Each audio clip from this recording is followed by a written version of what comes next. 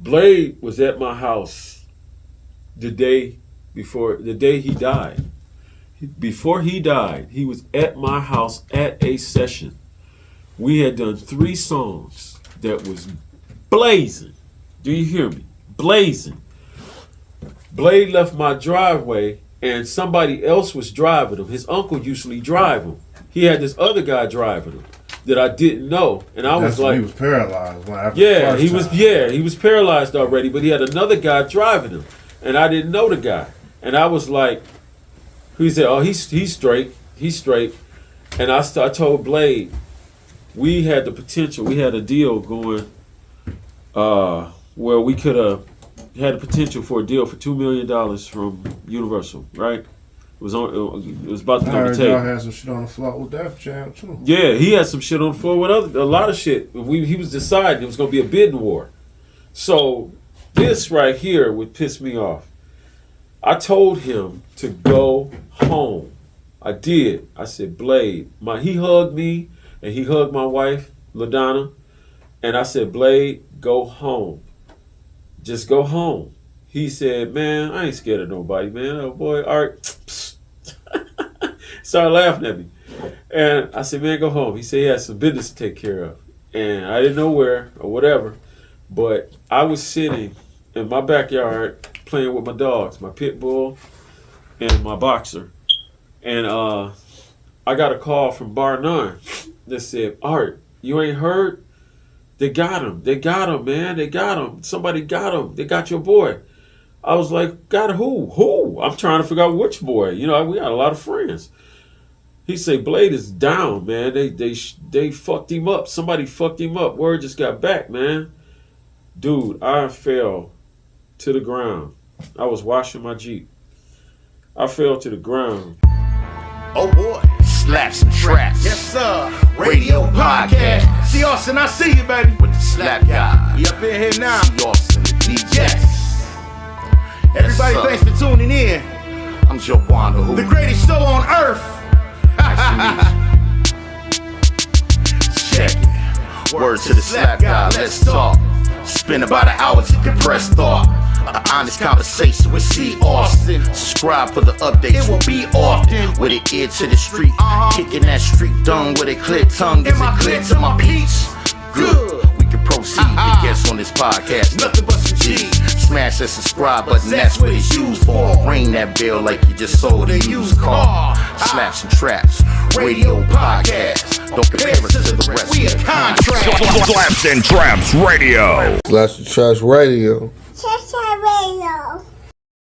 Now, ladies and gentlemen, this right here is very special. You know what I'm saying? I'm beyond honored for my guest that we got in the Slap Factory today. You know what I'm saying? Now, this man right here is just, it's like, where the fuck do I start?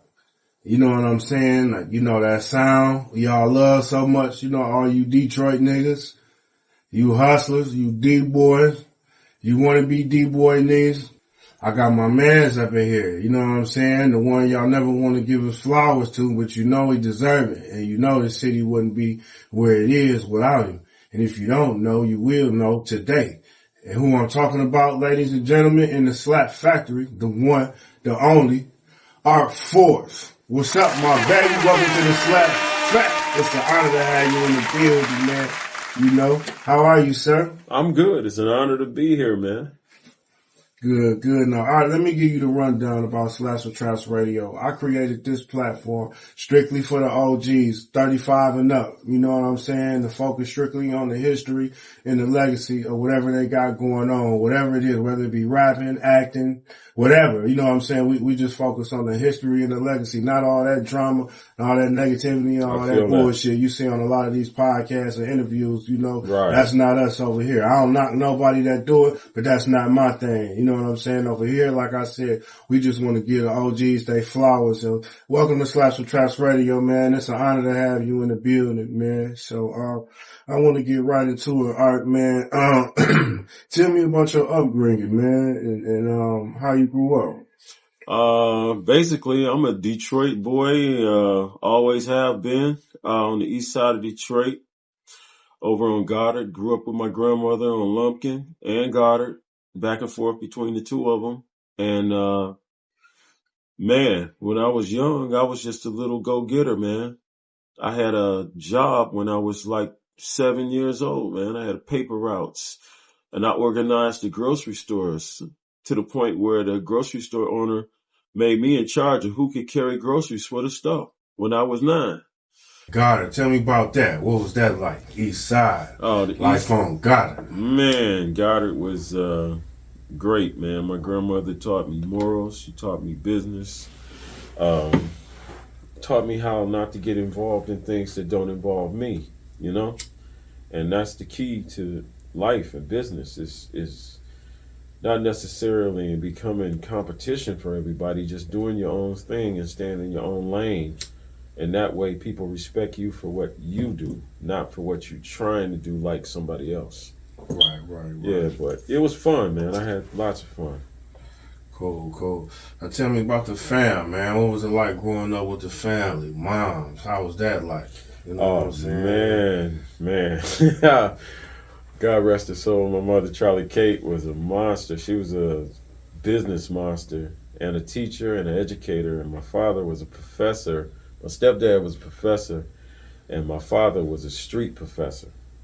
So between the two, I got a master's degree in the street and a master's degree in the classroom. So, you got to have a balance of both because you got to understand which arena you in so you know what defense to use. Hell yeah. Sounds great, man. So, talk about the early days, man. What was that, coming up with your siblings and everything, man? How was that experience? You on the east side. You know how the east side is, all my Detroiters. So, what was that experience like? Just looking out, protecting my brothers and my sister, basically. You know what I'm saying? They followed me everywhere. Like when I went to the store, they had to come. And my grandmother had the house that she babysat everybody. So it was a thing where, we just got in where we fit in. We played in the front yard and, washed cars to hustle. Matter of fact, as I got older, me and you washed cars for the van club, bro. Brother truckers. Yeah, yes, we did. We made that money, boy. They was kicking out that cash for them vans.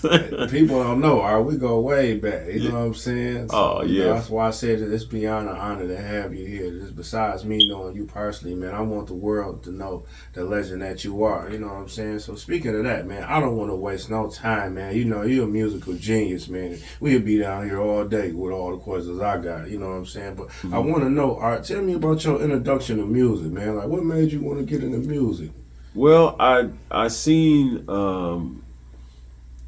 actually my auntie Vanessa was kind of responsible because my auntie Vanessa used to take me to see Parliament, take me to see everybody, and without me even asking her, she just paid for me to go to concerts, and I got used to when I saw the mothership land, man, something changed in me. When I actually saw it on the stage and George Clinton and the mothership land and that thing opened up and they got out with the diapers and the thing and I heard the music, something clicked in my head. It was just like when James Brown got hit in that contest, that one-arm contest, and he got knocked out and he was on the ground and all of a sudden the funk came to him. And that's what happened. I was watching George Clinton and I heard the solo from the guitar player and Bernie Worrell playing keyboards. And a lot of people don't know that Bernie Worrell is classically trained, but he was a funk master. So my grandmother lived in a spot where they used to practice in the backyard. So I used to get to see Parliament for free and didn't even know it. I used to go out back and they'd be in the yard and I tell people on the fence, I'm going to do that one day. So you basically was born into it. Yeah, man. And everybody used to tell me, shut up, you ain't going to do nothing. You ain't going to do, man, shut up, you just talking. So after that, I bought a guitar. And I thought I was Jimi Hendrix, man. You couldn't tell me nothing. I had a pig nose amplifier my mama bought me and a guitar that my stepdad bought me, and there it is. I got a drum machine next, and then it never ever stopped. It was on and popping from then, man. That's what's up, It man. never I stopped. love it, man. Only on Slapz and Trapz you get these true stories, these musical stories. You know, that was back in the days, that real music, that funk, like you said, funk masses, nigga, live music, man. Them artists knew how to entertain and put on shows, you know what I'm saying? Right. Like, niggas in our era just be standing around, 100 niggas on the stage, stiff as hell. Them niggas was what you call entertainers, you know what I'm saying? Exactly. We had to play everything. I mean, it wasn't like it came in a box or a bag or nothing. It's just like you picked up an instrument, and how well you studied, how long you practiced, determined how well you played. And that's just it. That's all it was. Nowadays, we have beat machines that come pre-programmed that people rearrange the grooves within the same beat to make a different beat, which is creative in a different way, and I don't knock it, but you know, like you kind of cheating a little bit. Yeah, it feels like shit, to me, you know it feels what I'm like saying? cheating. And if you learn shit, you will learn the essence of what each instrument is really capable of doing. So when I'm playing bass lines, I play bass guitar. When I'm playing piano and synthesizer, I play piano. When I'm playing guitar licks on a keyboard, I play guitar, so I know exactly what it should and should not do, or what I want to make it do that the other one can't do. See, that gives me an edge. So if I know what a guitar does and I know what it don't do, then I can make my keyboard sound like a guitar and do a few things that it don't do, and give you a different sound so that we don't all have the same sound. One person makes a hit record and then everybody copies it. And that's very important. All right, not to cut you off. But No worries. That's very important, man. Because nowadays, with most of these producers, that's all you hear is the same sound, and almost like they don't even change the drum beat, but they change like the background instruments and maybe change the sequence of the song a little bit. You see what I'm saying? But yeah. They all got the same beat, like the same pitch, just Right. sped up and slowed Right. down to the BPM. Right. You know what I'm saying? Like they changed the BPM. That's about it. You know what I'm saying? That's crazy, man. Yeah, when you use an artist like Luther Vandross, or you go off and sample George Clinton, give those people props, please, because without them, your record wouldn't be as hot as it is. You know, just That's a remember, fact. yeah, what came before you should be praised. Like when you hear country music, people can play country music till they old and gray. But when it comes to R&B, we always got to see all young people. I don't understand why they do that. An R&B singer gets 30, 40 years old and they throw her away. But a country singer that's 30 or 40 is cherished until she dies or he dies.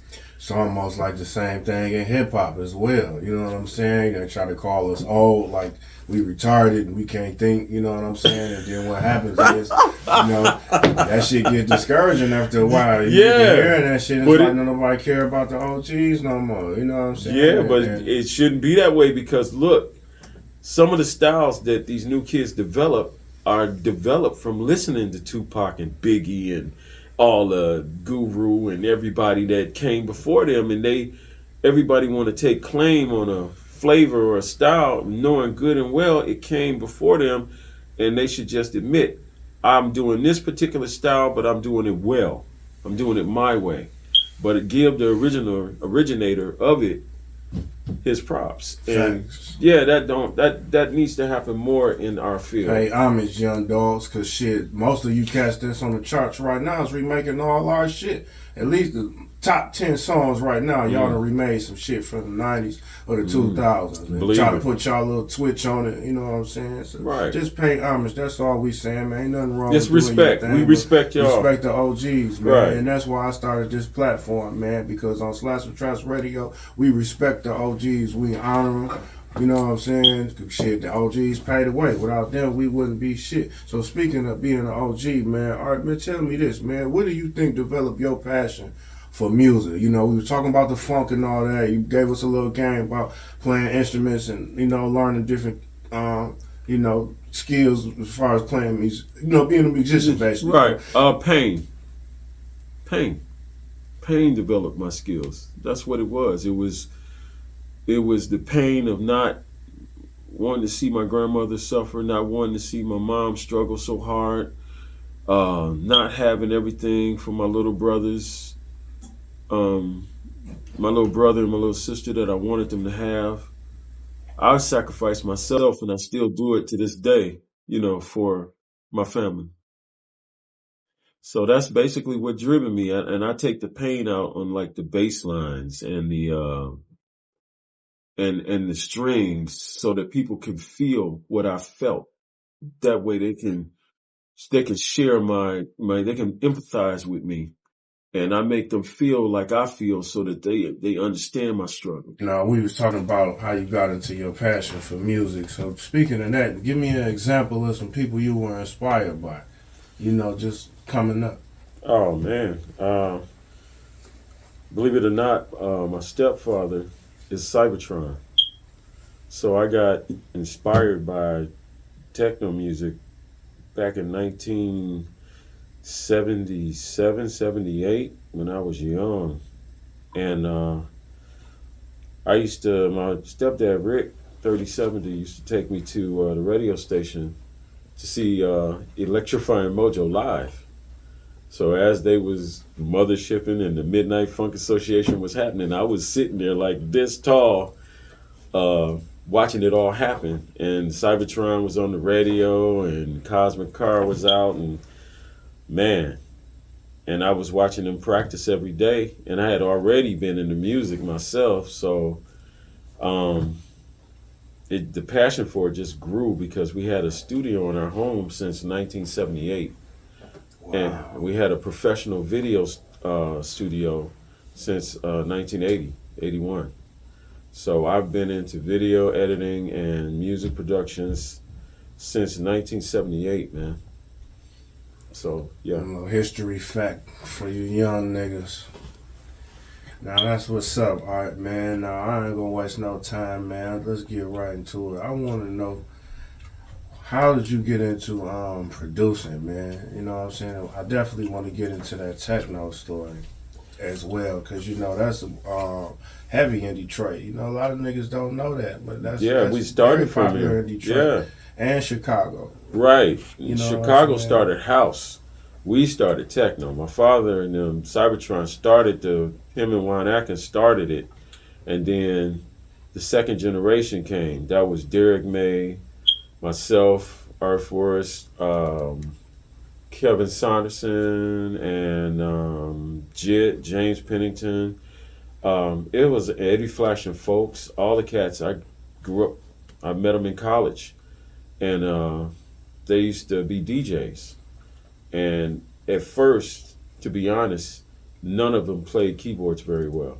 So that's where I came in. I used to play parts for a little piece of, and I thought of a few ideas, but mostly whatever they told me to play, at the time that they wanted it played, I would play it, except for when I was being creative, when they didn't know what to do, and then I would do my thing. And that's how it started, really. When somebody says, well, I don't know, it sounds good, what you think it need? And that's what happened. Once I started, man, it was on it. Yeah, it was on it. I didn't even know it was there. I just was playing and having fun. And it got serious real quick when when Inner City came out and sold like 4 or 5 million copies. And then right behind that, You talking about the House Cats? Yeah, the House Cat. Yeah, I was part of that group. I was part of the writer team on that. So, wow. Yeah, so we sold like 4 million copies of the first record we What was put that? out. Good Life? What was the name of that? It was Big Fun. Big Fun. Big Fun. Big Fun. Right, yeah, right. Yeah, I remember that. And then the second one was Good Life, Good Life, Good that Life, shit Good still Life. bang to this Yeah, day. so that one sold like 8, 12 million copies of some stuff. I don't even keep track of it anymore, but Wow. it's a classic now. So, like I said, I've been blessed, man. I can't. Right here in Detroit. Right, I can't even call it. So, and when we did the thing with Byright, I gotta give Cliff. See, people don't talk about Cliff Thomas that owns Byright Music on Livernois in Detroit. Right there on the corner. That's right. Livernois is 7 Mile. Byright, Cliff gave every single one of the second generation of techno dudes their shot. And he is forgotten. To me, he's forgotten to this day because Cliff had the distribution. He had all that, and we would go to Cliff and make a record, and Cliff would put it out on the Buy Right label, and we made so many records with Cliff. At least I know I did, and I'm proud of those records. I-96, Cats, right? Those were the records that got me known. Incognito, nobody even knows who Incognito is. That's me made up a name. Yeah. See, now you know. History right here. Cats. Slapz and Trapz show. Y'all just got some game today, Right. man. I hope y'all soak it up. So we made up names. We made all those house records that came out of there. Was me and Cliff making up Cats names, I-94, Incognito. All those names is one person, me. Wow. And I'm so different. My mind is almost like psychotic when I do music, because I say that because I can do one groove and turn around and do another groove that is the total opposite of the last groove I done. I don't follow any patterns. I follow my heart. And that's why the records come out the way they do, because if I can't feel it, right, then how you gonna feel it? I agree. I'm the same way when it comes to writing. You know what I'm saying? It's like, if I don't like it, there's no way it's making Look, it Prince. to the public. Prince and Michael Jackson have the ability to make you feel per song what they feel. When they happy, you listen to their song and you're happy. Mm-hmm. When they're sad, you listen to your song, that song when you're not feeling so okay, because that song makes you feel better. And that is the formula I picked up off of OGs myself. Now, speaking of that, all right, let me ask you this. Speaking of formula and everything, do you feel like that's what's lacking in music nowadays with a lot of these younger artists? It's like the music is like it's no substance almost. You know what I'm saying? Everybody talking about the same shit, how much money they got. Yeah. You know, the girls, the flashy shit, but it ain't no feel-good music no more. Like when Pac was making Right. shit, Biggie Man, was making they- shit, like look. you said, you felt that shit. I don't get that feeling no more when I listen to music nowadays. That's It's like because a bunch it- of just turn-up music, party music all day. You know That's what I'm because saying? people's heart aren't into it. It turned into a profitable machine. We call it the machine in the business. That's what we call it. They take a loop or they remake an old soul sample, right? They just like on the radio over here today. I heard Candy from Cameo. These young kids do not know that that's Cameo. Mm-hmm. Just like the Kendrick Lamar, the Luther song. The only reason they know it's Luther because he named it Luther. And I give him kudos. Kendrick Lamar, out to you, brother. I give him kudos for doing that. He paid homage to the OG. That's right. Exactly. And these songs are not put in with their heart. It's like the kids are angry, and I get it, and they need an outlet. Because the life that they're kind of shown and brought up into that's glorified in front of them is the life that they want.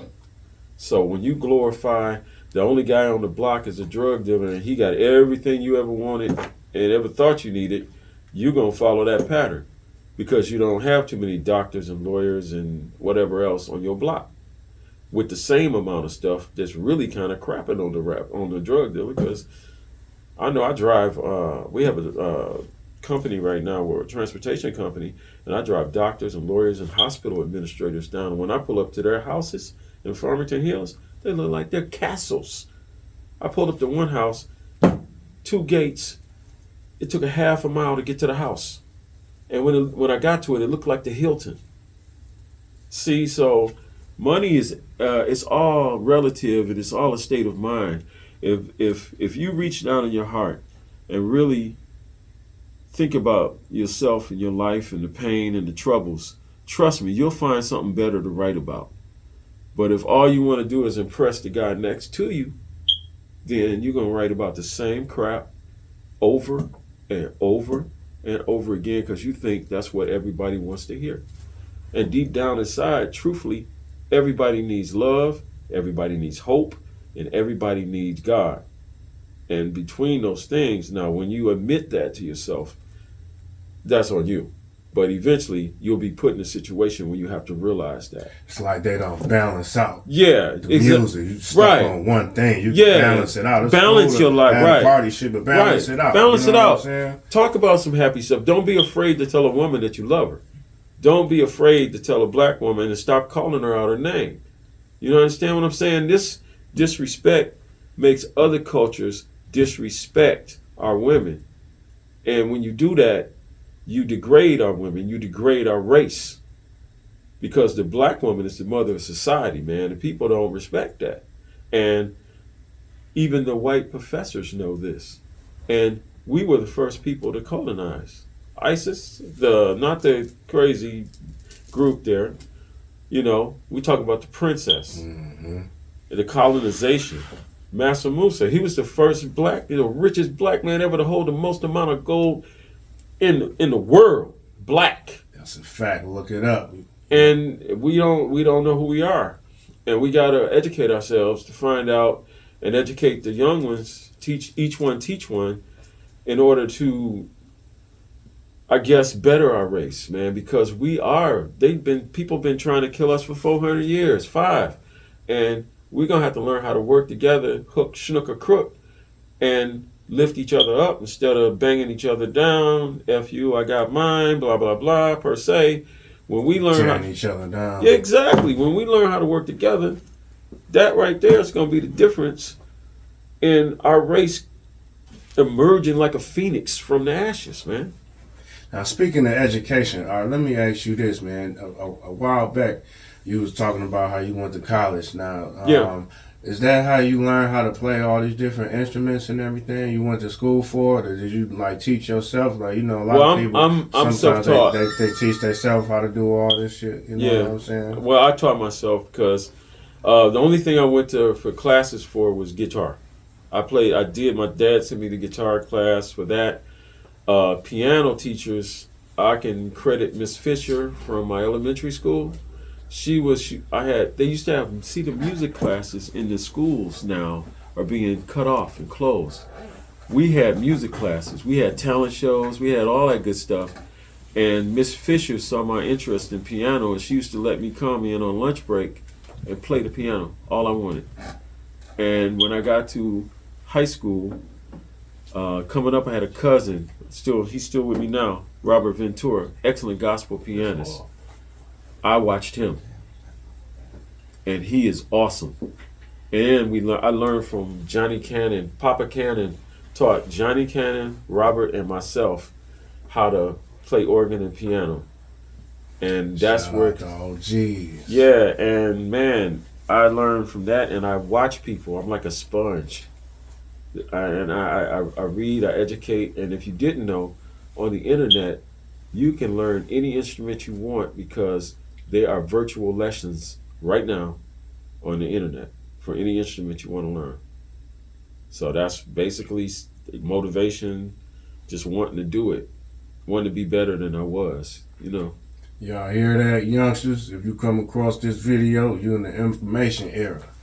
All you gotta do is just take the class, learn how to do it. It's that simple. And practice. Yep, you got to practice. You got to put in the work in order to get the result. Outstanding. Now, speaking of that, is it the same thing like when it comes to mixing and mastering?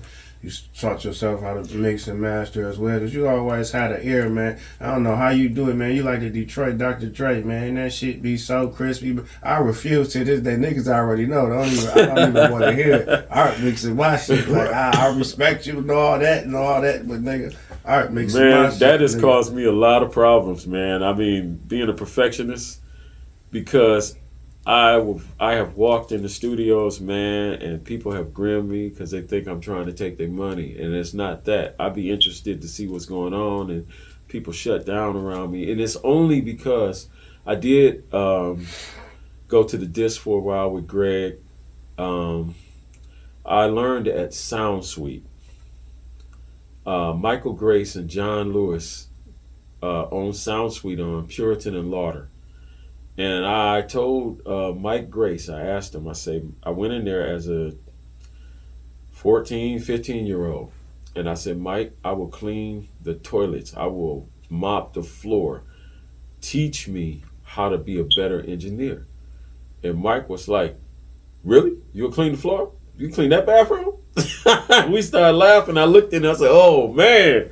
He said, yeah, come on. So ever since then, man, oh, man, that was funny. That bathroom was messed up at the time.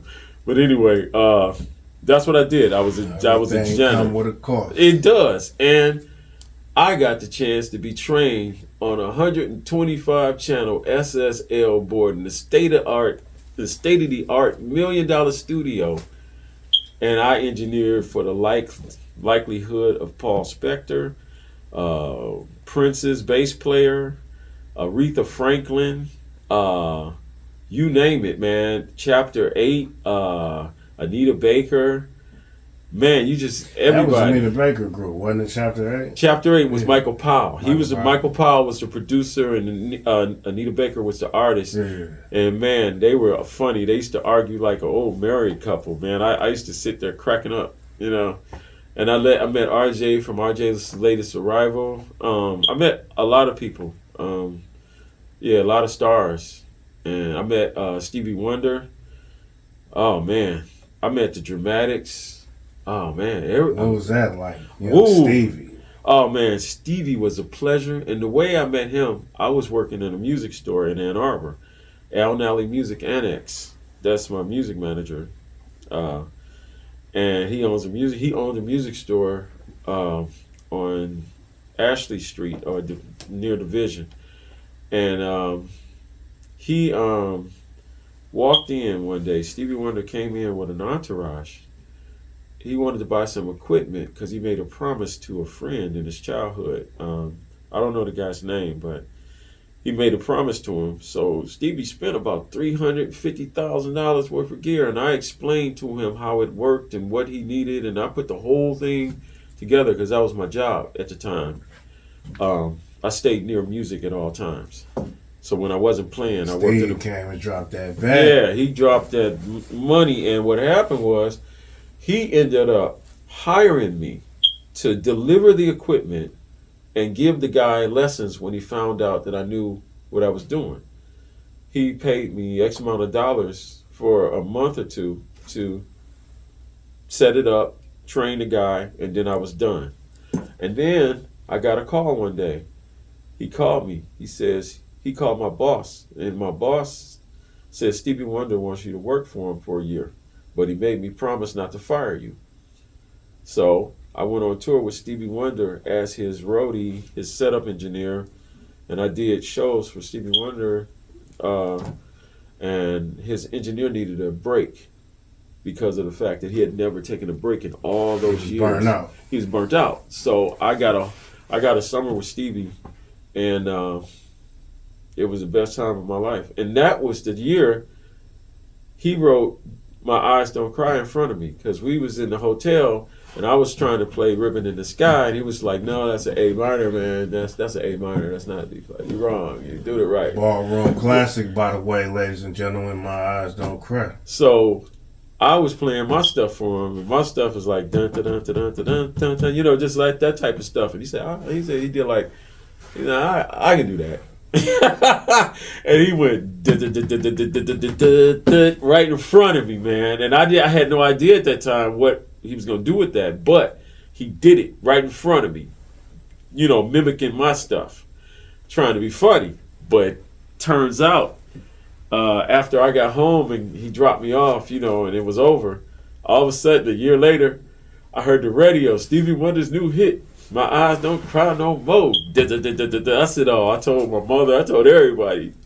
I said, man, Stevie would have never did that if he hadn't been listening to my house music, man. Not that he stole it. It was just that he did it much quicker and better than I ever would have done it. Trust me. But it was a thrill. Right. It was a thrill to have some type of influence on somebody that was so already just... I have words for it, man. That shit happens all the time, man. I know you know about it just being an OG in this game, you know what I'm saying? Everybody inspire everybody, you know what I'm saying? Sometimes, you know, you get a lot of these artists even take from the niggas. Yeah. That's not in positions like they are. Oh, it happens. Trust me, I can't speak on it, but it happens, yeah. I got an NDA, I can't speak on it, so yeah, it does happen. People tried to get me a couple times. Yeah, man, I like it, man. What was that experience like? You said you met the Dramatics. Tell me. Oh man, the Dramatics were funny, man. This was when R.J. Reynolds, I think. Yeah, Them that's niggas was smooth, my man. With the yeah, smooth hair. yeah. R.J. Reynolds and the tall one that had the bass voice. Man, he was funny. He cracked jokes on all of them all the time. I was just laughing while I was mixing, man. But they was live, man. They were good people, man. I had a good time that night, and they feed you. They feed you good because they eat. Yeah, so. Yeah. That's how I became Big Art. That's when I was weighing 400 pounds, man. Remember that? I was a big dude, man. Putting in that work. Yeah, sitting behind that console and wasn't doing nothing else but that, you know. I had to learn how to get up and do some exercise. Now I want to take you back for a minute, Art, man. Let's talk about where you went to school at, man. You know what I'm saying, in your younger days. Oh, man. I went to Persian.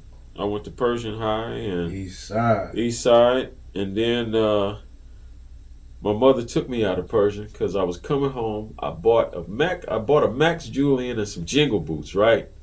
I took them to the Chinese lady on DeQuinda, and I had them dyed bleached white and then dyed purple.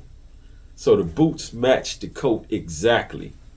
So I'm coming out to school one day. I think it's 1981. I'm coming out that school, man. A guy jumped from between the cars. 357 Desert Eagle triangle barrel. Give me them shoes and that coat. Right now.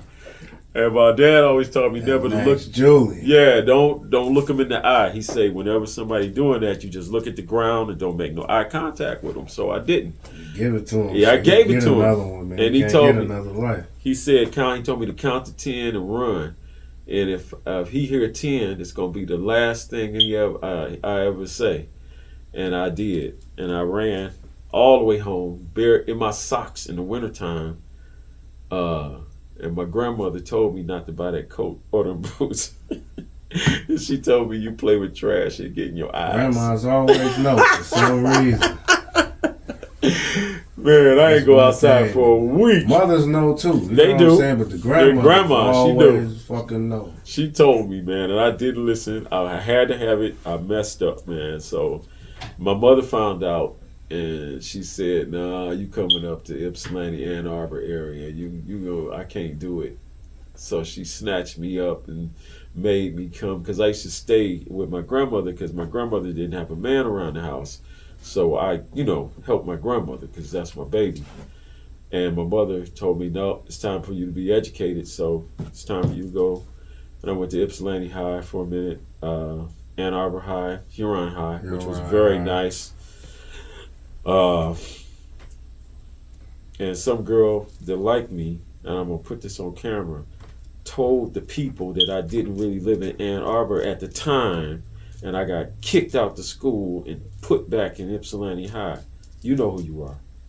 Anyway. All right. Anyway, I had to say that because I was enjoying myself. You know who you are, goddammit. That's right. You know what you did. You was okay, but we was just friends like that. It was cool. But anyway. Now this next question is something I always wanted to ask you. You know what I'm saying? What's that? Just being a fan of your work and just how you know how to do all this shit. How in the hell did you get the game to know about all of this equipment as far as like what to get? 'Cause you always got the newest shit still to this day. I ain't been over there in a while, but I know you got all that shit. Yeah, I man. just got a new mixer yesterday, 2 You know days what I'm ago. saying? Like, how did you get the game as far as knowing what to get? Okay, I need these monitor speakers. I need this console. You know what I'm saying? Such and such make such and such sound better.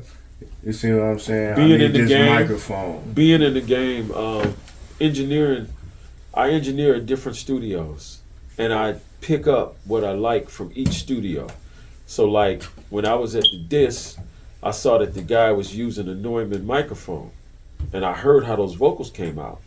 I said, whoa, what is that? What kind of mic is that? And then he told me it's not just the mic, it's the preamp. It's a 1073. So I said, oh, I need a mic and a 1073. So that was my goal. I went to, what's the other studio? Sound Suite. When I was working at Sound Suite. Sound Suite had NS10s. And I learned to mix so clear on them that I said I have to have a set of NS10s. It turns out that everybody in the industry used NS10s And once you learn to mix on them, your records come out balanced. And then, same thing with the mixers. When I was doing, helping with Inner City, we had a Neotech, we had a Neve, we went to Ben Gross, and I learned a lot from Ben Gross. He's an awesome producer, mixing engineer. And Rob Martins owns Solid Sound. I learned from him too. So, and Rob Martins had a nice room set up. So I learned the importance of having filters and the all the stuff you need to make the room sound right, so that your ears align with your speakers. So it was a matter of studying, and then I started working in music stores, and it was my job to know what was the best stuff, because I sold it to people. Get it? Mm-hmm. I did that for 10 years. So I knew exactly what was coming out before it was coming out. My manager, Al Nally, had the ups on there. Yeah, he sent me to the NAMM show. You ever heard of it? The NAMM show is every year there's a NAMM show. It's either in Chicago or San Francisco. It was at Chicago in the McCormick Center that year. And they teach you they show you all the stuff that's not coming out till next year. So you got access. That's dope. Yeah, so that's how I find out about things. I follow the NAMM show. So for those of you that didn't know, the NAMM show will put you up on all the new gear for next year. So that's what's up. Free game, we really could have charged you niggas for it. No. You know. And now for this shit right here, Art, the techno world. Ooh, it's getting Let's talk about how you got into this techno shit. Now, you mentioned earlier, you were talking about, what did you say, Cybertron? Yeah, my dad, that's how I did it. Wow. Man, that listening to them practice. On the radio to this day. Oh, man, it's classic. That stuff is way, way popular. And to this day, my father is still chilling somewhere in Ann Arbor, man, just taking it easy. And I respect it. And he's so smart. He taught me the ins and outs of the game. He taught me how not to get involved, but to be aware and to be noticed, but not be involved with the clique or the crowds that gonna fade away. He taught me how to be my own man within my own music. Get it? Mm-hmm. That way I had my own sound. Because he had his own sound. Cybertron is unmistakable when you hear it. And when you hear my Art Forest sounds, my beats are unmistakable when you hear my stuff. Because I make sure they are. I use tones that I make all my tones. I don't use presets. And that's another thing about me. So that's how I got into techno, my creativity, because believe it or not, I can hear 17 different things going on like a band director for an orchestra. I can hear the bass, the drums, the horns, the timpanis, I don't know. God just gave it to me. I don't know that I'm special or nothing. I just know I can hear them, and that's all that matters. I don't know how it happened, where it happened. It just turned on like a light, and it expresses my soul. My soul comes out in the music because I love it more than the money. The money is nothing, because without the expression and making people feel things, you ain't gonna make no money no way. Really. And the music, just let niggas know, like, you still a human motherfucker. You got some money, but like, you still go through regular shit. You go, man, life ain't different. Life is actually different in the fact that your phone ring all the time. Like, this is your Auntie Bunny, I need $1 million. This is your cousin, so-and-so fell down the steps and he ain't gonna be working for a year, and he gotta have an operation. Always you need 20. Boils down to some money. Yeah, it always boils down, and when it got to the point where I just had to. Once people find out that you've done something of that magnitude, you have to go hide. That's why nobody's seen me. That's why I don't do interviews. This is the first interview I agreed to do in 25 years. Well, we appreciate you. All right, you know, Only I because love you family. death, That's man. it. I know knew you what I'm wouldn't. saying? I knew you wouldn't blindside me. So only because you family, man. That's it.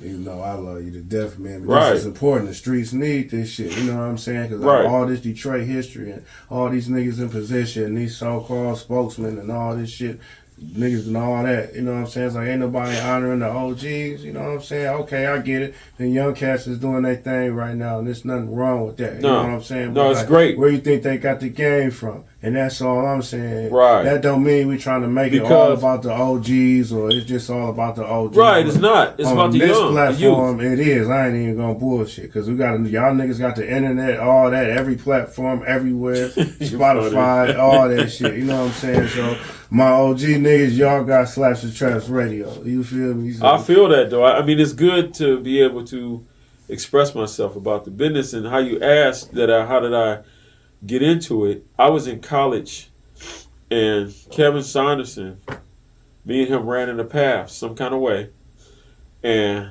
we got together and just made some beats and did some things, and it happened so fast after that. I can't even explain it to you. It just, the radio got a hold to it. Those guys worked their ass off too by DJing and putting the record out there. Derek May, Eddie Flash and Folks, Art, the DJ Art.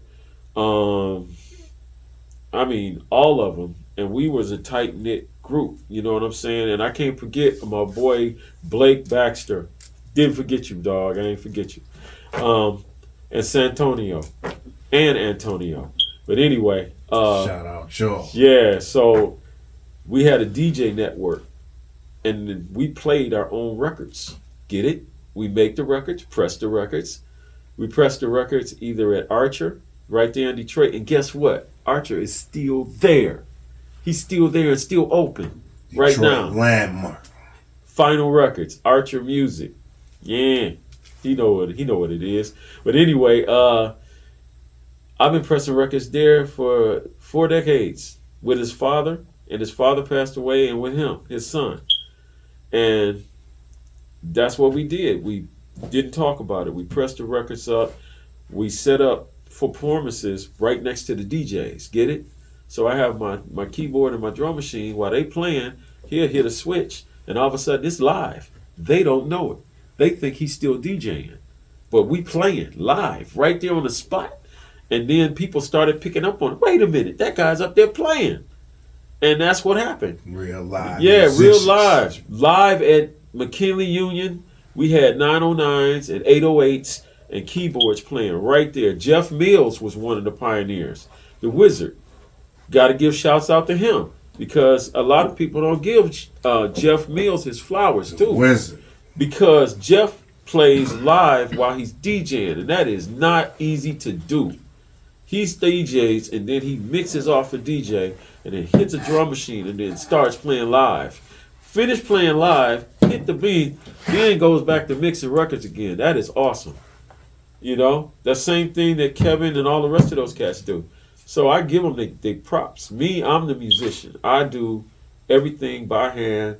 I make it. I don't want no presets. I do what I want and I play what I want because it feels better when you play it to the end to me instead of just looping it 4 bars and 8 bars and 4 bars and 8 Sound bars. better too. Yeah, you get the groove. You actually get into it. So yeah, that's how techno really got its start. And Cliff was a big part of that because Cliff was helping us with the distribution and buy right. Thank you, Cliff. Got your flowers, man. I mentioned you. So all the little under soldiers that never got their due props, I'm mentioning their names today because without those guys, this techno wouldn't be what it is today. Period. So that's why we giving y'all flowers and giving you your flowers. You know what I'm saying? I just learned a bunch. I had no knowledge of none of that. I'm sitting here shocked. Yeah. You know what I'm saying? But it's an honor because once again, it all boiled down to Motown, baby, Detroit. That's right, Detroit Right hustlers. Yeah, we do it. We get it done. No more talking, man. You know, that's what I love about Detroit. It's less talk, say less, and do more. You already know it's a city full of hustle, man. To survive right. here, you gotta be a hustler. Damn That lazy shit not gonna work, man. You're gonna get left in the wind. You know what I'm saying? For sure. Moving forward, all right, man, I want to talk about how you got involved with the rap scene in Detroit. You you always been doing your thing with the techno, incredible producer, mixer, all that. You know what I'm saying? What made you want to get into this rap shit? One guy started me off. He came to me and he was a mean little something. His name was Wine, better known as Street Lord Wine. He was about 14, 15 years old, and he came to me. The infamous Street Lord Wine from Detroit? Yes, the infamous Street Lord Wine from Detroit was about 15. Him and Blade and little young dudes going in from Southfield and all over that area, and coming to the east side, hanging out, doing their thing. And they had a session with me, and it was a group that was started called BFI, Best Friends Incorporated. I produced that whole first album, his very first album. I produced it, and it was called Best Friends. Based off the street shit, Best Friends? Basically, I don't know. See, I'm not a street dude. Right. See, I didn't know. Right. I just thought it was the name of a group. Right. I didn't know what that was. Right. I'm stuck. I'm from Ann Arbor, man. I don't know nothing. I put a studio in a house in Detroit, and all of a sudden I made a beat, and he heard it, and he found me. And then he came and put it down, and then that's when I started hearing the lyrics, and I started understanding where it came from. Pinky Ice, all opposition must die, all that stuff, and I asked him one day, I say, man, why are you so damn angry? What the hell happened to you? Wow, that nigga be on that tip. And he said, life, man. He just looked at me, little dude, he say, life, man, what? And we started working together because I said, you know what? I'm going to save this young. I'm going to save him. Took a liking to him. I took a liking to him because he was so tough. He was so determined. Wasn't nothing. He reminded me of a little mini me. Nothing stops him. Nothing stops me. So me and him got together, and definitely that's when all that stuff was born. It was BFI at first, and then I got introduced to Yacht Diesel from the Street Lords. R.I.P. Yacht. R.I.P. Yacht. Ooh. And I met Jesse James from the East Side Cheddar Boys originally when he knew them. And I met Jesse, Joy World Boss. Exactly, Exit 9, boy. And I met what is his name? From the East Side Cheddar Boys, the leader that ran it. Wipeout. Yes, how can I forget that? That was my dude, man. Wipeout came through, and me and Maul got together, and we did the old boy. That I know what he talking about. Yeah, shit, you know what I'm saying? Every time come on, still to this day, y'all go crazy. Yeah, that shit. And then me and Blade. Baby. We did the Come Roll With a Nigga. Yeah, Blade came to me. That was the only time that he wanted me to not be original, and I had to put some original stuff in it since he came to me with a loop from Tom Tom Club. What you gonna do? That shit was hard, man. Talk about that shit. I roll with my niggas, get high with my niggas. Oh, man. That shit was hard as fuck. Dude, that was the best. When me and Blade got together, I miss my brother, man. When we got together, magic happened. Him, Wine, Omar, the man. Wow. It was just like a spirit or feeling that was in the studio. We just... all it was. And then I remember one day I saw Blade over in the corner. He was doing like this while I was playing, right? I was out making the beat, and I saw Blade over there doing like this. And that shit became something everybody started doing like this, because he started doing it in the on the concert stage, and it became a thing. Now you got the whole world doing it. We had the whole world doing this, man. Them whole ass Commander niggas did it on us last night when we lost the game. Fuck y'all niggas. Yeah, that's okay. That's all right. And so at least they imitate Detroit niggas though. Understand that. You know what I'm saying? Where they get it from. Oh boy. Let's talk about the Street Lords for a minute. Since we on there, you talking about the Cheddar Boys. Yeah, Street Lords. Remember, So, my dudes. how you meet all them niggas? You know what I'm saying? Like, how did all that shit go? Okay, we were talking about the wine shit. And I got that. We're gonna go back to wine because I it got goes some with whole separate start shit. right. It went to wine. You know what I'm Wine saying? knew Blade. Right. Blade knew Omar, Yacht, and blah blah blah. So Blade told Yacht, "You have got to meet Art."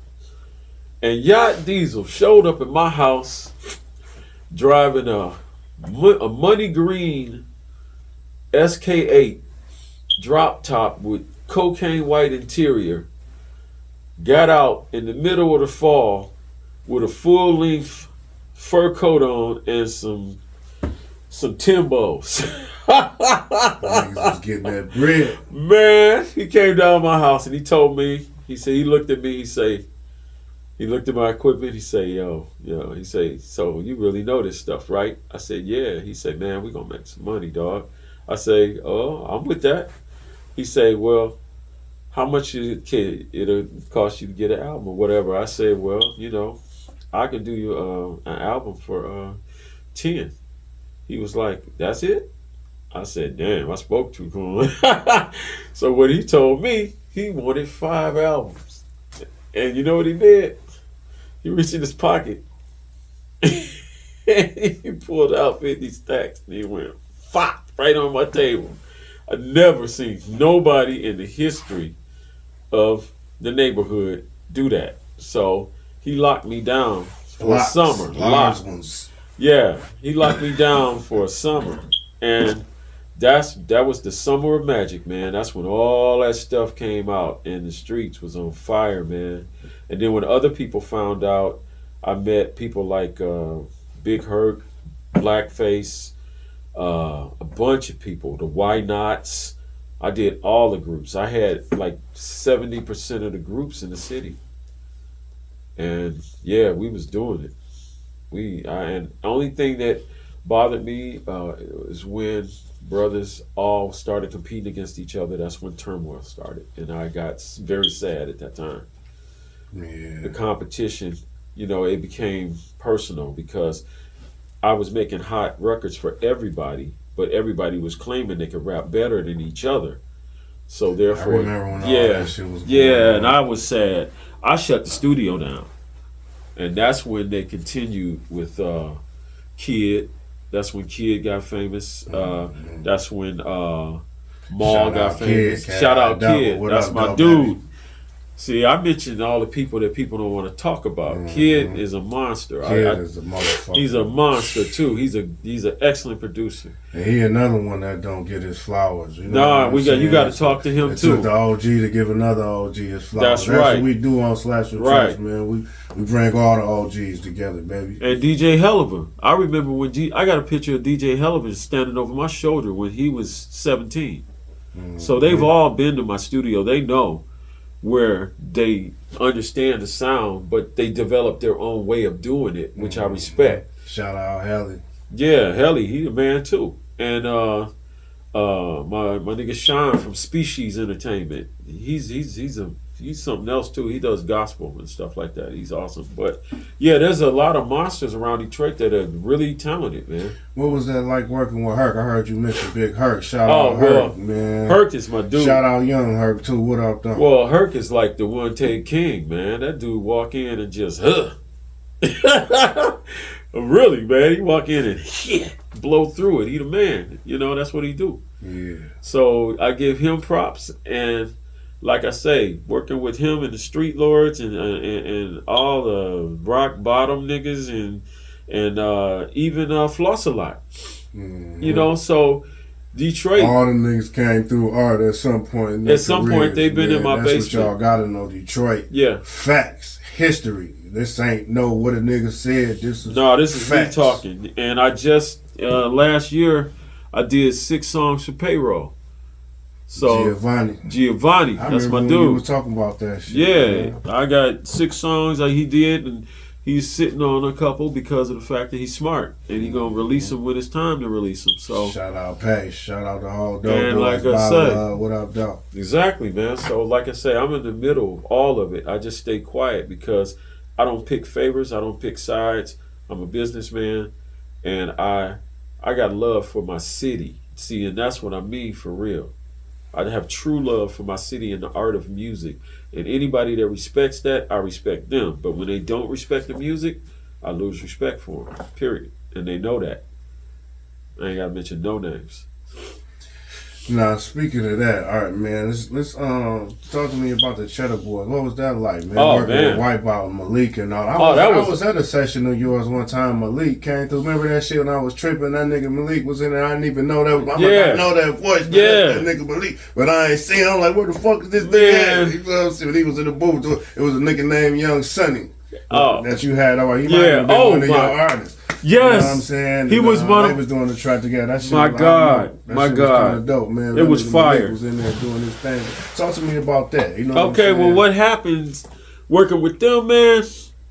It was cool because of the fact that him, Malik was kind of like a savant.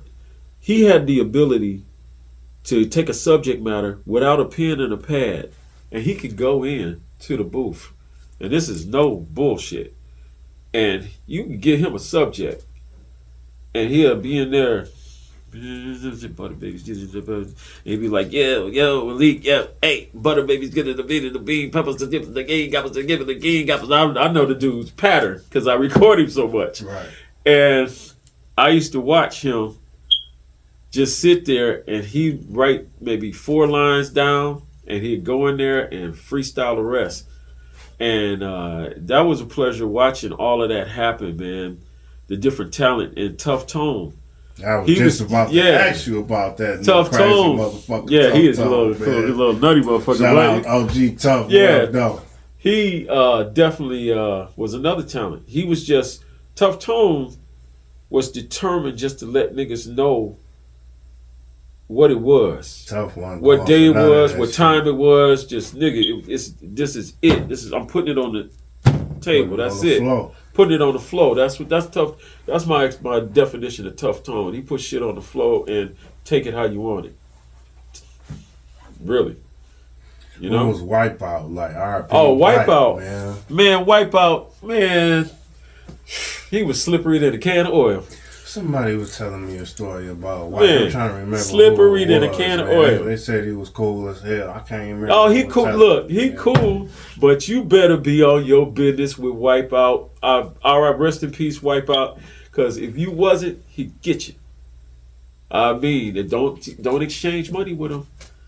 Make him count that shit out and put it on the thing. Don't let him handle it and then take it back and handle it. Man, you'll be short about $100 because of the fact that he's a businessman and he followed through. One thing about Wipeout, when he said he was going to do something, he did it.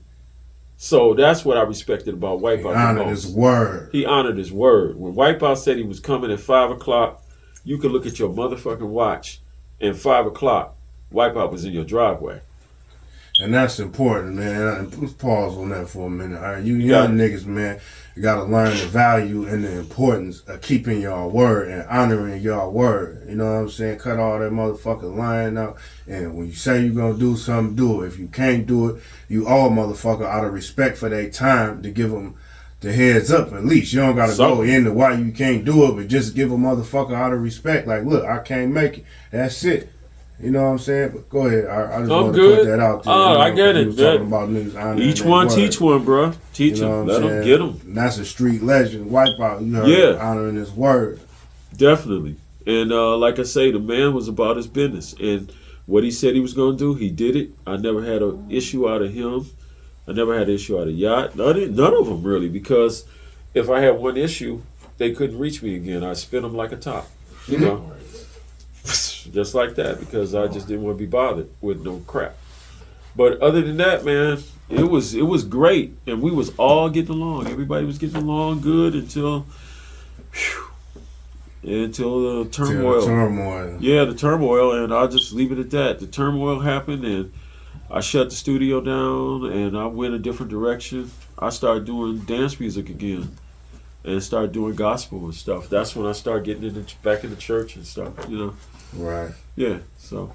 We'll leave that at that, man. Yeah. You know what I'm saying? But let's go back to the street lord shit for a minute, man. Yes, sir. Wine. Before we even get to wine, man, let's talk about the late great Blade Ice Wood, the ruler. My dude. Talk about Blade, man. Let the people know what Blade was like, just his character as a man. You know what I'm saying? Like, besides the rap shit and all that shit, but you knew him up and close. I knew him when you person, record person. artists like that, it's like y'all got a bind. You know what I'm saying? So, what was that like? Talk about his chemistry in the studio. You know what Blade I'm saying? had a special name for me, man. Nobody else called me this name, and I'm gonna let y'all know it. His son knows it, and Juan knows it. Everybody knows Lil it. Blade, shout out Lil Blade. He called me MacArthur Park. Why, I don't know. MacArthur Park, that's what he called me. And I just said, okay. One of them songs we gave you a shout out. I was banging that shit the other day. Like, shout out Art. I was like, damn, man, this nigga. Man, I miss him so much because Blade was the one guy that understood how to take the music commercial. See, I have a hard time getting gangsters to understand that the radio can be your friend. You can make the dirty version, so what? They can play that all day long. That's fine. That's the one we're going to bang personally anyway.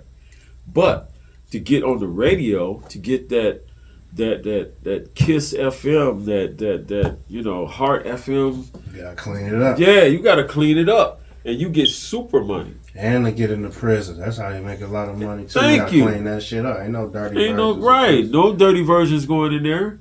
And that's millions and billions of dollars. People don't realize that the rap industry alone made $477 billion, $100 billion last year. Okay? I can believe it. So my thing is there's money out here. There's money to get. There's money being got. It's just about being smart enough to get it. Streaming, advertising, internet, Facebook, TikTok, all that good stuff, man. Marketing. You got to make sure that they know you exist. If they don't know you exist, then you don't. See? And that's basically where I'm at. And with Blade understood this. So Blade would clean his stuff up. And between me and AK, shout out AK, other producer. What up, dog? Yes, sir. But anyway, AK would get half the album, I get half the album. Boom.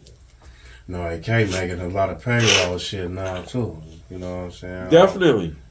Yeah, because that's what he's doing. AK is good. And that's why, again, payroll comes back forth between me and K. It is what it is. If I have a hot one, I could call whoever I want and I could sell it in like. Alright, I did not know all this fucking time you made that old boy shit. I don't know how I didn't know that shit. Well, it was a collaboration. The record came from Maul. And then the record was presented to me in its infancy stage and mixed and done at my studio, and then there's another version that's done at the studio that Wipeout had. So there's a couple different mixes of it out there done.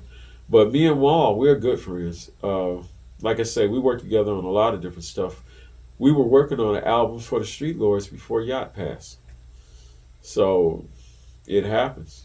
That's fucked up, man. It is. God, man. Yeah, I know, man. I miss my dude. Cancer got him. But I beat cancer. It tried to get me. Stage 4 cancer tried to get me 7 years ago. Tried to take me out of here. I fought it for 4.5 years, and won. Yeah, my mother just recently beat it herself. You know what I'm saying? So Yeah. shit crazy, man. But Y'all got to take care of yourselves out there. Eat right. Okay, so we were talking about Blade. Yeah, You know what I'm saying? Let's go back to Blade for a minute, man. Talk about the magic in the studio. Well, you know what I'm saying? You put the beat on, you know what I'm saying? He doing his thing. Blade had this charisma. He used to walk and pace back and forth in the studio. And I got a picture of him sitting on the edge of my couch on Lumpkin where he was so focused. It could have been an atom bomb going across next to him. But he used to put his lyrics in his phone. That's how you know niggas know you. If you knew about the house on Lumpkins, nigga. Oh my God, he used to put his lyrics in the phone, and I used to just sit there and watch him, and that way he could edit it. And when he made a mistake, he didn't have to take a pencil and erase and scratch stuff out. He would just edit it, erase stuff. He just had it going. He had it down, and the feeling. All of a sudden, I see him do this, and when I see like, oh shit, he got it. He get the hook right, and we used to have this system where it used to be me, him, Juan, Omar, Yacht, and whoever else. Fat Mike. Fat Mike used to be there. Fat Mike, Fat Mike, R.I.P. Fat Mike. Ooh, for him. Tapped in for real. You know, because he was the original old boy dude. He's like, all right, old boy, what you know good? He come in and just do this to me, man. Get that shit off your shoulder, boy. I miss Mike. He was funny. He was like a comedian too. People don't know that. Mike told jokes like crazy. But anyway, Blade, his lyricism. I liked his lazy flow. A lot of people couldn't understand his flow, but I reveled in it because Blade would get behind the beat. He wasn't in front of the beat like some rappers where they be da da da da da da da da da. Blade be like this, down with the cold hands, down, you know, he was back behind the beat, and it was refreshing to hear somebody that listened to the groove and got in between the music. That was refreshing, not just spit a pattern over my beat. It was like he was riding the beat. Yeah, it was like he was riding the beat, and that's what made him different from everybody else. He rode that beat like he was on a horse, and it was a very successful thing between me and him because he had a magic bottle for hooks, and he didn't care about what people thought about him expressing himself. He didn't care about all that hard side, soft side. Whatever he felt like saying or doing, he did it. It wasn't about trying to look hard 24/7. And I believe that's why he got so much popularity, because he showed some type of vulnerability. He didn't have to be Superman. You feel me? Mm-hmm. Where other Somebody cats... was telling me a story. All right, I don't know, you can vouch for this. What's if that? It's just what it is or not. But they were saying like Blade had like kind of like an East Coast style somewhat. As far as with the lyricism, like he was on that lyrical shit kind of. You know what I'm saying? Yeah. Niggas used to want him to be on that D shit all the time. Nah, he he was on a lyrical shit because Blade put melody in his rap. If you listen to his shit, half the time, sometimes Blade is damn near singing. You know, according to how the beat go, he would sing his own hooks, and that's the thing. He had the ability to rap and sing. He could sing his own hooks, and it gave him an advantage because you would get more tuned to his voice on the hook, and then when he started rapping, it's a certain thing, and you wouldn't even realize that that's him singing the hook. So we used to do that a lot, you know. Yeah. What you think was the difference working with him solo wise versus, you know, with the whole crew, with all the street? Well, okay, when we started to go solo, or was it a difference? It wasn't too much of a difference. The only thing the difference was is the music got more personal. It wasn't a record. The subject matter got more personal. It was like the group is like come roll with a nigga, get high with a nigga, you know what I'm saying, Cheddar Land, stuff like that. That's a group thing. But when you start getting personal, I got a couple unreleased records on him. Now that roll with a nigga, get high with a nigga, not to cut you off. No, now you made that too, right? Yeah, I did. I definitely did. Yeah. Wow, man. Oh yeah, definitely. I definitely made that. Damn. All right. Yeah. So like I said, he had a bunch of hits, and I remix stuff. Like AK would write a record, I do a remix of it. I write a record, AK would do a remix of it. We had a camaraderie going, and we didn't care about whatever because we was all getting paid. We didn't care. It was all about the music. The money was coming behind the music. So it wasn't us fighting over money, music money. It was like we just had a continuation of what was happening, and we wanted to keep it happening. And we would have if some... And let me ask you this.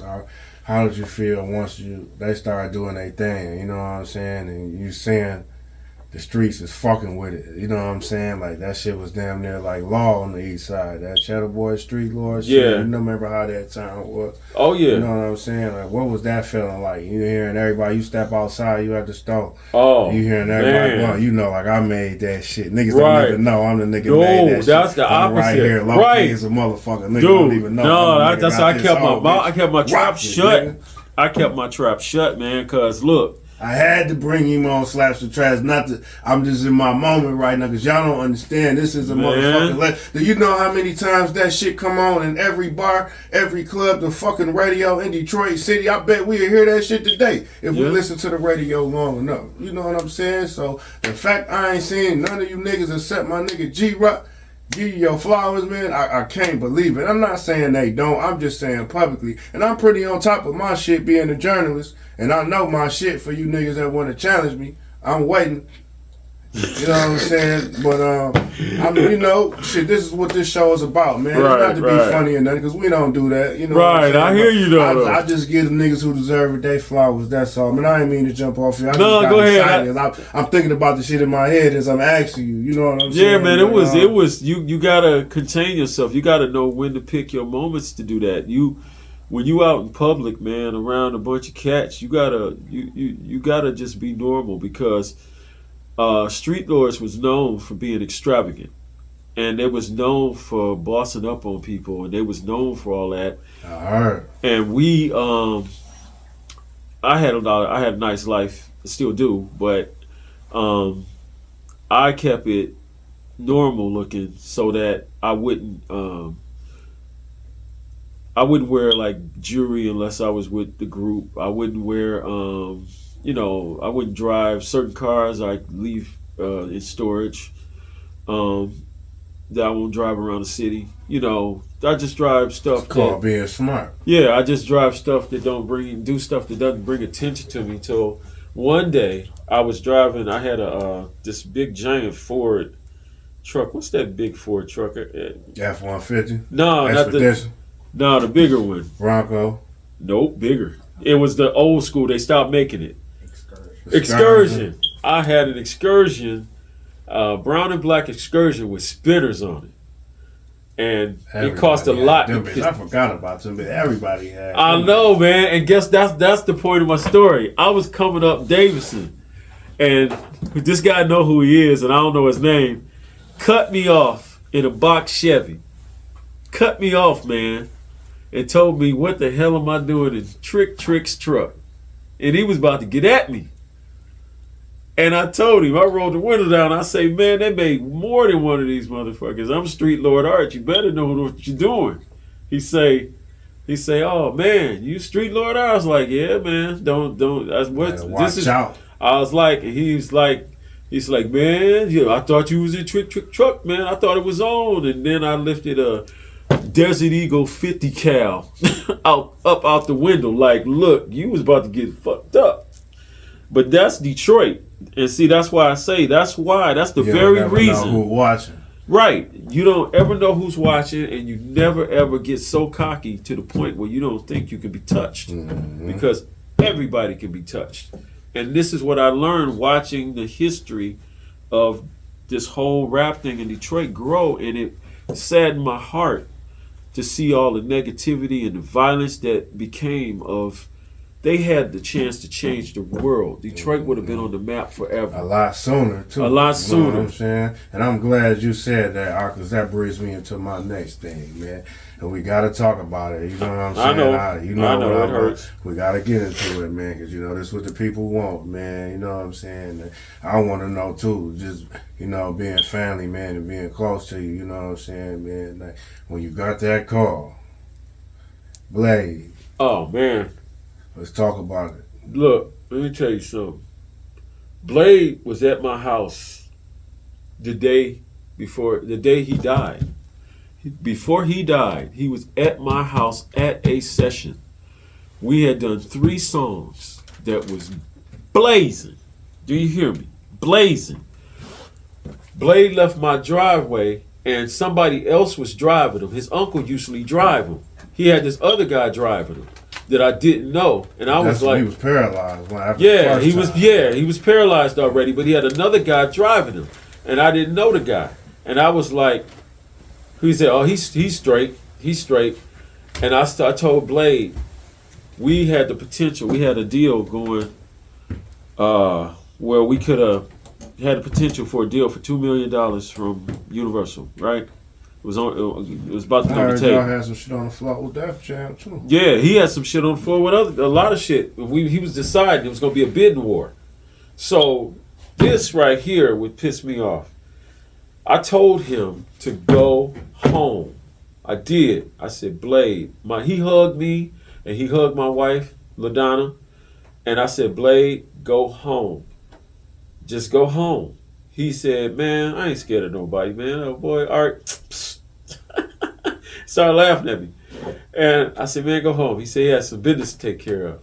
And I didn't know where or whatever. But I was sitting in my backyard playing with my dogs, my pit bull and my boxer. And I got a call from Bar None that said, Art, you ain't heard? They got him. They got him, man. They got him. Somebody got him. They got your boy.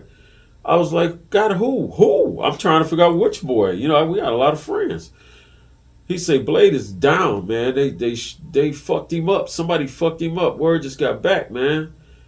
Dude, I fell to the ground. I was washing my Jeep.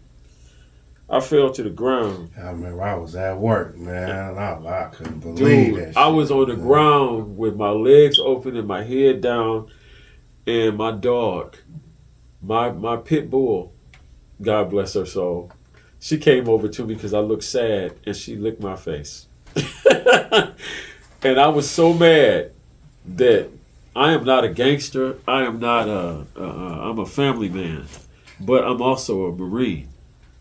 And I can handle weapons, and I can do a lot of things that people don't know I'm capable of doing. Get you straight together. Yeah, and you know, I'm a demolition guy, so I blow shit up. And there's a lot that could be done. And I was so mad that I was thinking wrong, you know, and you know, I had to put it this way. I was outside my character for about maybe a day or so, and then I talked to the fellas, and they told me, keep your nerd ass in the house. Go to church and pray for us. That's what you do. You don't come out here. You don't do nothing. And everybody just said everything went tit for tat from that point. And I didn't know what to make of what, behind what, because I was upset when Wipeout died. You know?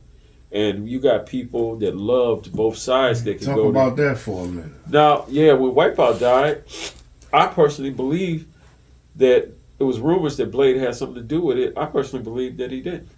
I believe it happened on a humble. Blade was inside doing a show. He can't be inside and outside at the same time. He was on the stage, you know?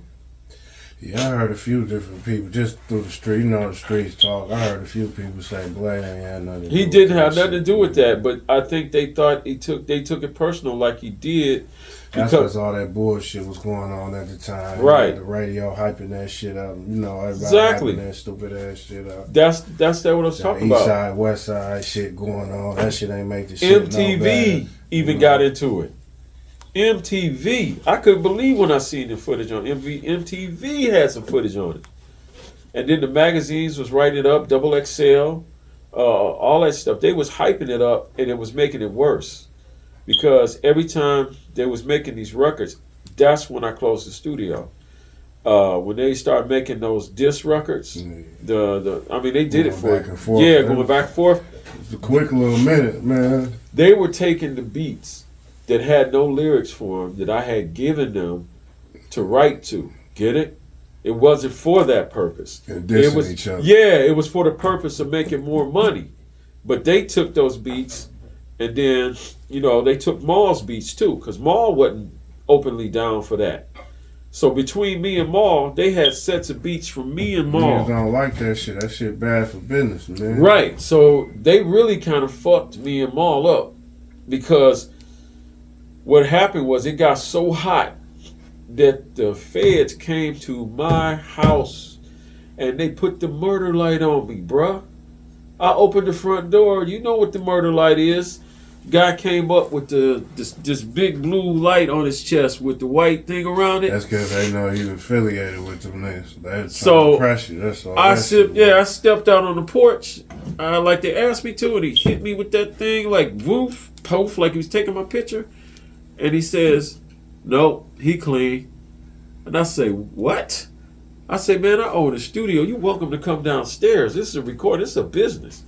I record everybody in the neighborhood, gospel, R&B, whatever, country, whatever comes through the door, we respect, except devil music. We don't do devil music. I put those out."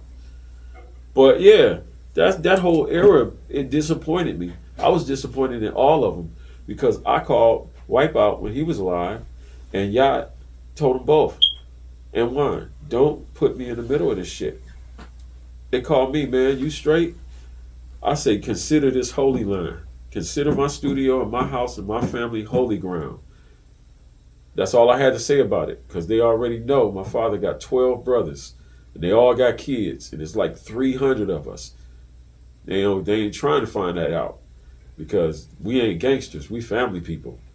We like them country people, the Hatfields and the McCoys. We fuck with you. Right, yeah, we don't fuck with you over gang shit. You mess with auntie or grandma, then that's it. It's over. We all coming. Your motherfucking screw. That's exactly. So it was all about family. It wasn't about no gang thing with me. I was worried about my family because an AK bullet. I didn't tell you that. You don't even know this. An AK bullet. I was using the bathroom standing there, right? And somebody called my name, and I stopped and I walked off to see what they wanted because it sounded like a loud noise. A bullet came through the window, shattered the window, and it's still lodged in the shower on Lumpkin to this day. AK bullet, AK-47 bullet. So I would have been dead. Somebody shot through my bathroom window trying to take me excuse my language, trying to take me out. So it got deep. So what I did was I eventually... You think that shit was behind all that shit, or just some random shit? Dog, I think it was a lot of shit. I think people didn't know what side I was on. I'm from the east side, but yet they felt like I was siding with the other side. And it was a thing, brother, where it was that shit was serious. I remember that shit. But till that day, I didn't know. In the joint used to talk about how serious that shit was. I did not know, man. I was caught up in the middle of something that was bigger than me, so I just wanted to make music.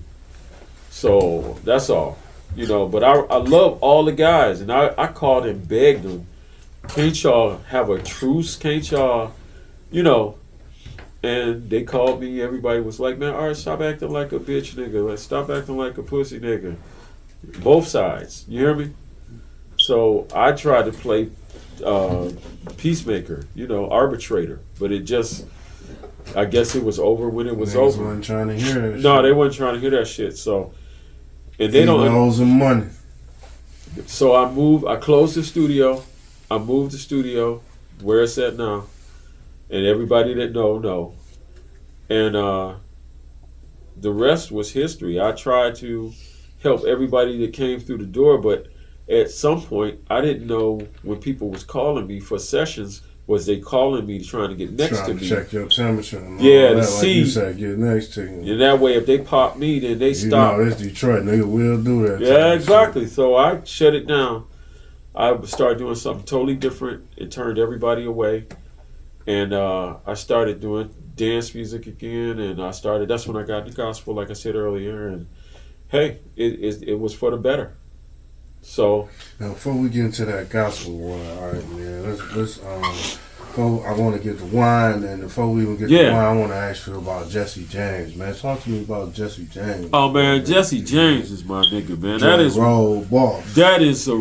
is a true real ass nigga, man. Jesse James. He a real nigga. He ain't gonna ever do nothing to fuck over another nigga unless a nigga try to fuck him over first. That's just who Jesse is. If he down with you, that nigga down with you. Next to you, if you with him and some shit pop off, Jesse in the middle of that shit with you. He don't give a fuck about what or why. If they fucking with you and he with you, point That's blank. what I always heard. I mean, I never heard nothing about that nigga. Nah, man. Till recently, you know, all that bullshit. They try to tarnish his name with all that Nope. bullshit. You know what I'm saying? You know what? Nigga, I told them to. They are the best of friends.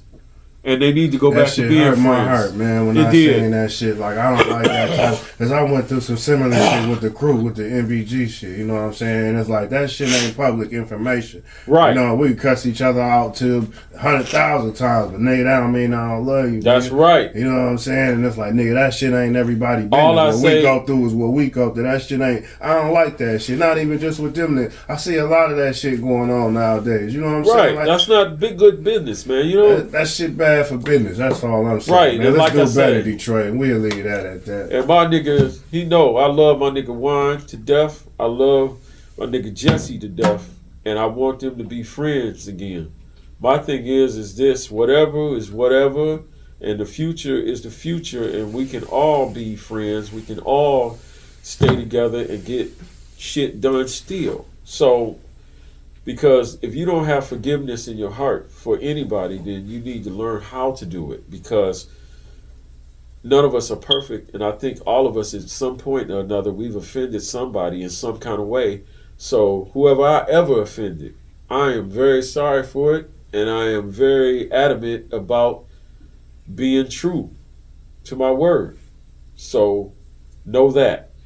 And if I can do it, everybody else can say they sorry and I forgive you, and we can go on with life like grown ass men. Amen. Instead of all this bullshit. What was it like working with him? Oh, man. Overall, you know what I'm saying? Funny, because Jesse funny as hell. Jesse talking shit all the time, even in the studio, to your face. Not behind your back, to your face. and he get excited in a certain way, and he starts. He's just, he got this energy about him. And then when he gets stupid, man, we be down there laughing and joking, and it's a fun time. It's a good time, man. Shout out OG Jesse. Yeah, Dog, Jesse man. James, man. OG. Joy Road, stand the fuck up. Speaking of Joy Road, man, I want to take this time to say free my nigga Stone, man. Stony Stacks, Polo Stone, free my nigga Cheese, man. Chino Cheese, Breakdown Kings. Shout out all my Breakdown King niggas. Shout out my nigga 4-5. What up, dog, man? But moving forward, all right, man, let's talk about the man with the master plan. You know what I'm saying? The motherfucking one with the flow, the motherfucking, what did he say, Lord Status. What was the name of that motherfucker? Was it Lord Status? Yeah, it was Lord Status. Lord Status. It's You know what I'm unmistakable, saying? man. You talking That about goddamn street my little brother, boy. man. That's my little brother. Me and him, we fight, we get mad at each other, we do all that shit. But that's my nigga. Anybody fuck with him, I'm coming for him. Anybody fuck with me, he coming for them. And I just know that because, look, man, in life, you meet few people that you connect with like that, like a brother, where you can argue with him and you can tell him anything, you can cuss him the fuck out for his own good. And he'll be mad at me, but he'll still contact me and call me after he get unmad, But it's okay because I love him and I will always be there if he needs me. So, but I'm never gonna ever feed him any bullshit to his face. I'm never gonna blow smoke up his ass. He knows that. When he asks me something, he better be prepared for me to tell the truth. And that's what I do with all my friends. But you know that. Everybody know that. I'm not gonna bite my tongue The for only nobody. way to do it. Like, Yeah, that's why I got this sword tatted on my arm, because it represents the truth. That's what we, this MBG Amen. shit, that's what this was all about. The truth, you know what I'm saying? So we always and still to this day take that shit very seriously. Very seriously, man, You know what I'm because saying? truth is and loyalty is just everything, man. And like I said, Juan, as the early days when I met him when he's 15, 16, that motherfucker could rap. I knew it. Him and Blade and other festivals. I knew Juan when he came to me and I heard him rap over one of my beats. I said, oh my God. Yeah, that nigga flow is ridiculous. Ridiculous. Man, I was just like, this little motherfucker is awesome. And my wife was kind of scared because she was like, "Man, that's a loose, wild little dude." I said, "Yeah, but something about it." Real. That just He was a little real nigga. That he reminded me of myself. Being real sometimes, that just. But yeah, I ain't the package that all come with it. Right. I told my wife I'm from the east side. I'm not from the west side. Nothing against the west side, but east side dudes where I was around, you slip up and say one wrong syllable, they'll shoot you in the face. Everybody know that shit. It ain't no secret. East side just more street than the west side. More street. More gutter. You know what I'm saying? Now the west side guys about their business, but they usually a little bit more organized about what they do. West side was on money getting shit. Yeah, you know and the east side niggas was just murking niggas, man. It was just was different, But like I said, shout out the east side. I was born on the east side. Nigga, Hustle Hospital. Me too. Yes, sir. Yeah, east side native. Yeah. Technically, I don't claim that shit, but if you really want to do that shit, right, that's what the fuck it is. Right. And I lived on that bitch for 20-something motherfucking years, nigga. Motherfucking 8 miles an hour riot pail, nigga.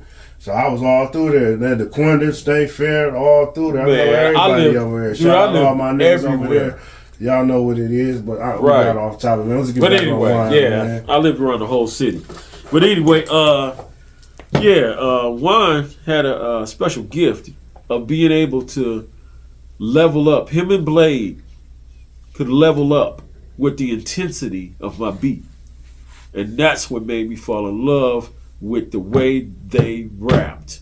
Because whenever I was angry or we was all on some bullshit, like, just mad, and we go in that studio and you get that, you make the hardest shit. Man, the hardest shit ever. And it was just, and then when they got the spitting on it, and it was, and that's where that motherfucker Wine sound like he was mad every song. He was. Like this nigga, boy. When that nigga did Pinky that Ice, nigga had me ready to ride. Like, let's kill this big time nigga there. Right.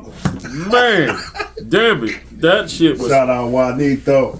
Yeah, man. That shit was hard. He know it. Everybody know it. And ain't no denying that shit, man. It's really, like I say, before that style of music, before BFI, nobody was making that style of music, man. The first album that was released that I even did that sound on was the BFI album. Not before then, I didn't hear nobody, not even California. They was on some other DJ Quick and MC8 stuff. Now after that, talk about that for a minute if you don't mind. Go ahead. The BFI project and all that. You know what I'm saying? Break that down for me. Oh man, this is what I'm on. When he came to me, this is the first project we did, and when I dropped this beat that we still have in possession of us, called Dome Splitter, he never released it, and if he ever does, oh my God, this record is a beast. It never put made that it. shit out, Wine. You heard you know what I'm talking about. It's the perfect time to put that Dome shit out. Splitter. You know It's called Dome Splitter, and it's just ridiculous. And he did a song for his kids, and I was trying to talk to him, and he finally listened to me. He did this song where he say he want to put his 9 away, and find a way to put his 9 away. And you know what I'm saying? And go to a better place. See, I knew he had it in him, but he had to deal with his own anger, just like I had to deal with mine. And me and him were both angry. Not at each other, but at the world. Because life was kicking us in the nuts. And we had to get something. And me and him was both on fuck being broke shit. And I'm still on that shit. He's still on that shit. I'm not being broke. Fact. That shit is not what's up. Yeah, fuck being broke, nigga. So I'm gonna do, whatever's clever to get my money. So I'll tell you this. The shit got real when he came around. I started feeling my beats better because I had somebody that could match me on the lyric side, on the anger side. Do your beats justice. Right. When I was mad and I write a beat, this nigga would come back on that beat like with the perfect shit for it. And the same thing with Blade. You know what I'm saying? He was smooth with it though. And Blade had the little smooth, slick ass shit, and Wine was just straight, crass, and cutthroat. Fuck what you saying.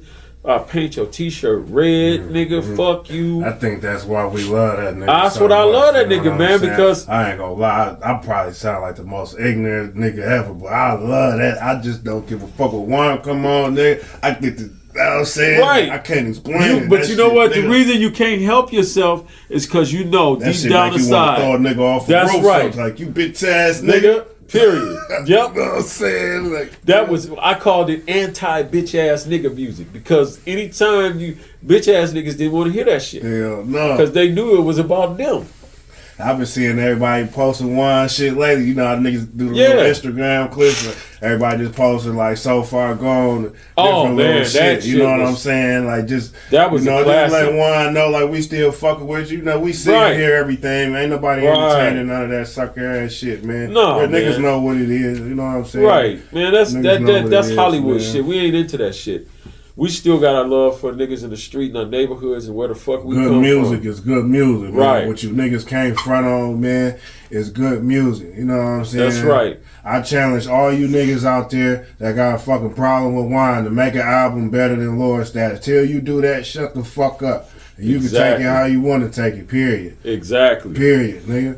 You know what I'm saying? What happened to the music, man? You niggas with all that Exactly tearing right. each Matter other of down fact- shit and all that shit. matter of nigga. fact, now that Step we your on beats that- up. All you niggas got money, right? Get the hottest producers, my nigga Art right here. Nigga, holla at me, nigga. I plug you with him. You better have some fucking money, though, nigga. You know what I'm saying? To drop some fucking music. Other words, what the fuck is you niggas talking about? And if they want some more shit like that, they can get with my man Get It Right. Shout that's out what to it my is. nigga Get It Right. So, yeah, you know what I'm saying? but like I said, man, it all comes down to the realness of the music and the realness of the rap. And that's what Wine is. That nigga is like the truth in the street. He ain't telling you nothing that ain't really happening. And everybody know it's happening, but don't want nobody to talk about the shit. They want everything to be cupcakes and cream pies and Did you hear that new shit he dropped like a snippet of like a week or two ago, man? I haven't that heard shit it yet. It's ridiculous. He talking about his baby mama trolling him and doing all that shit she doing, man. That shit so hard. It's only like a verse or something, man. That shit. I When I bet it tell is. you, nigga, like, I bet it like is. that's what's up. That's what niggas. That's what we waiting on. Like you know what I'm saying. Like, niggas want to hear that music, man, and that's what we here for on Slapz with Trapz Radio, because it's about giving the OGs their like- flowers, man.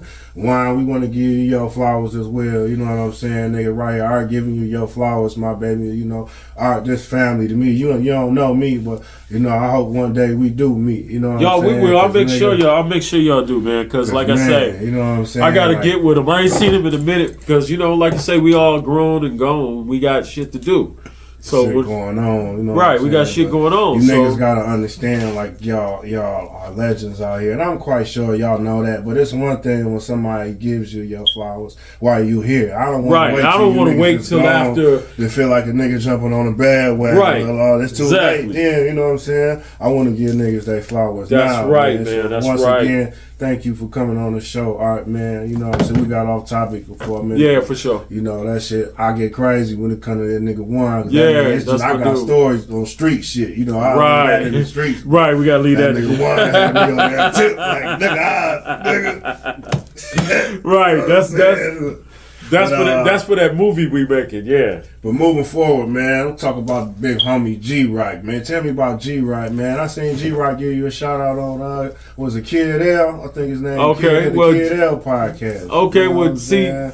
G-Rock is a different monster. See, G-Rock is one of them You calculating. talking about how he used to grab beats from you. and Yeah, shit back he's in one the of day. those Basically what you just calculating said a kids. while back. You know what I'm Yeah, he saying? grabbed beats from me all the time. And yeah, he's a calculated brother. He just sit back and he observes, and then he figures out what he gonna do, and then he'll figure it out, and he'll be like, okay, I want this, I don't want that, I want this, I want that.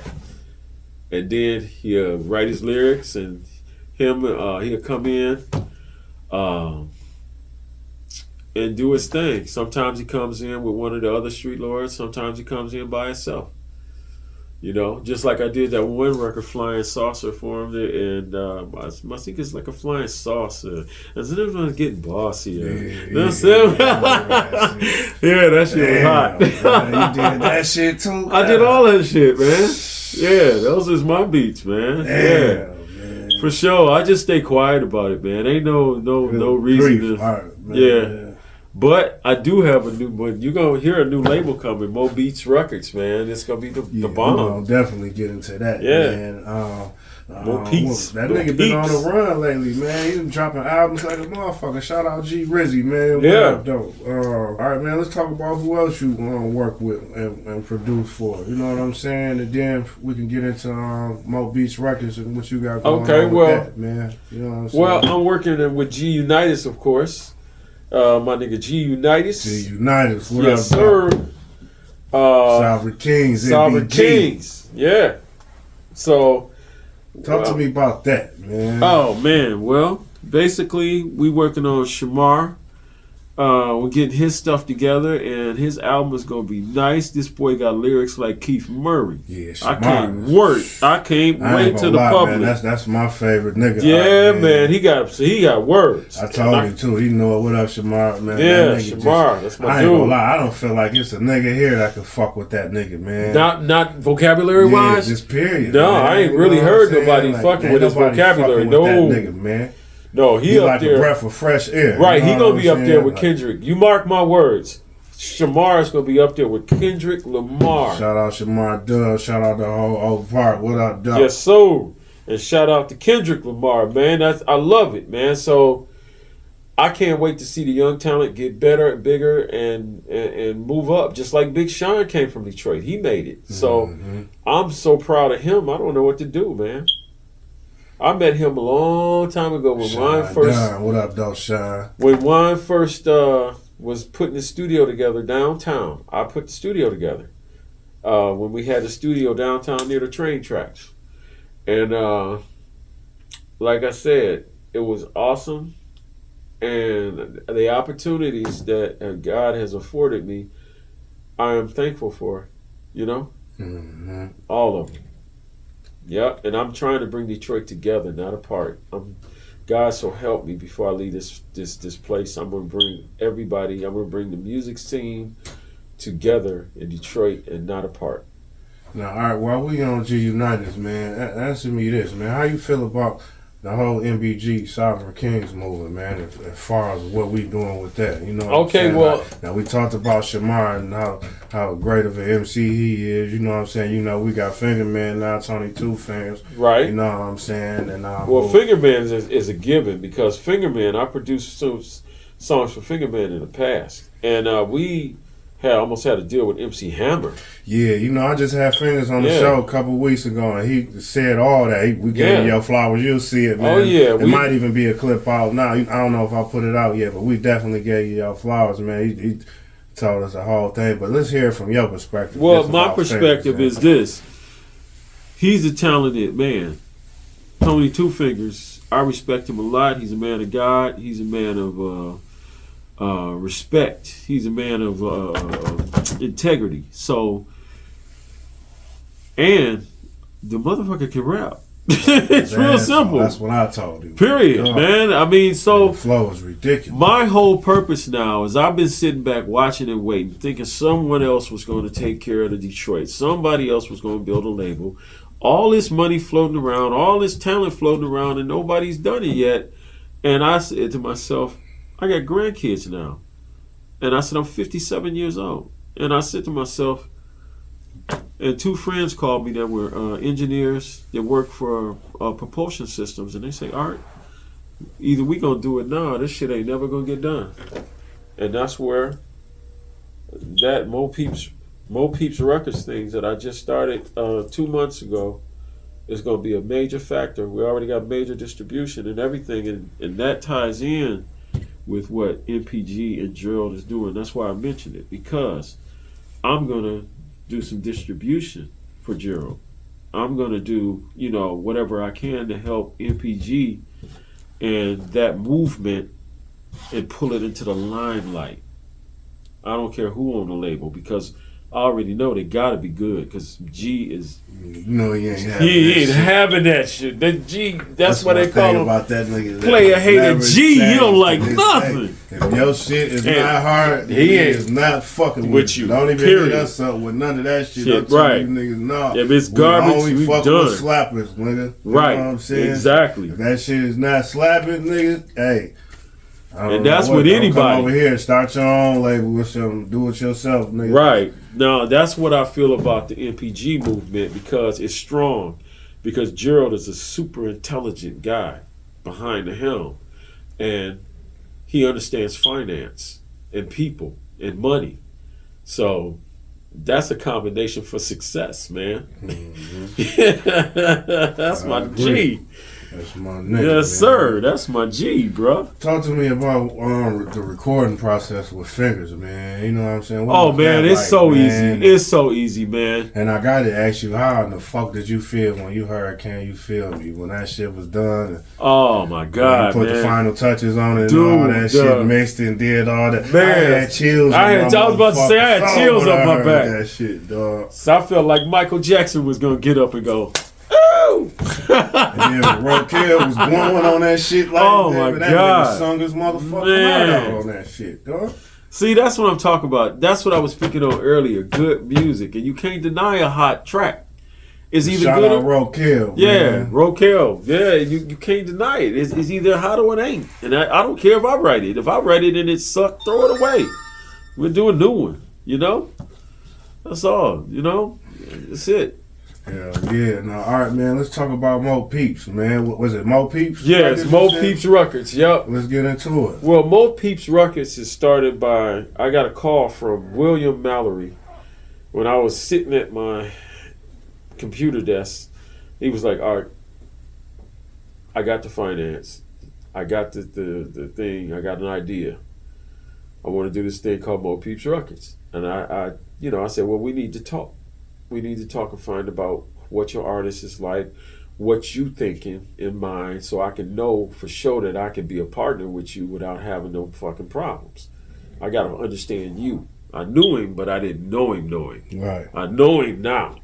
So we had a meeting and we got an understanding, like my granddaddy said, get an understanding with a man, a grown-ass man, two grown-ass men, get an understanding is a deal.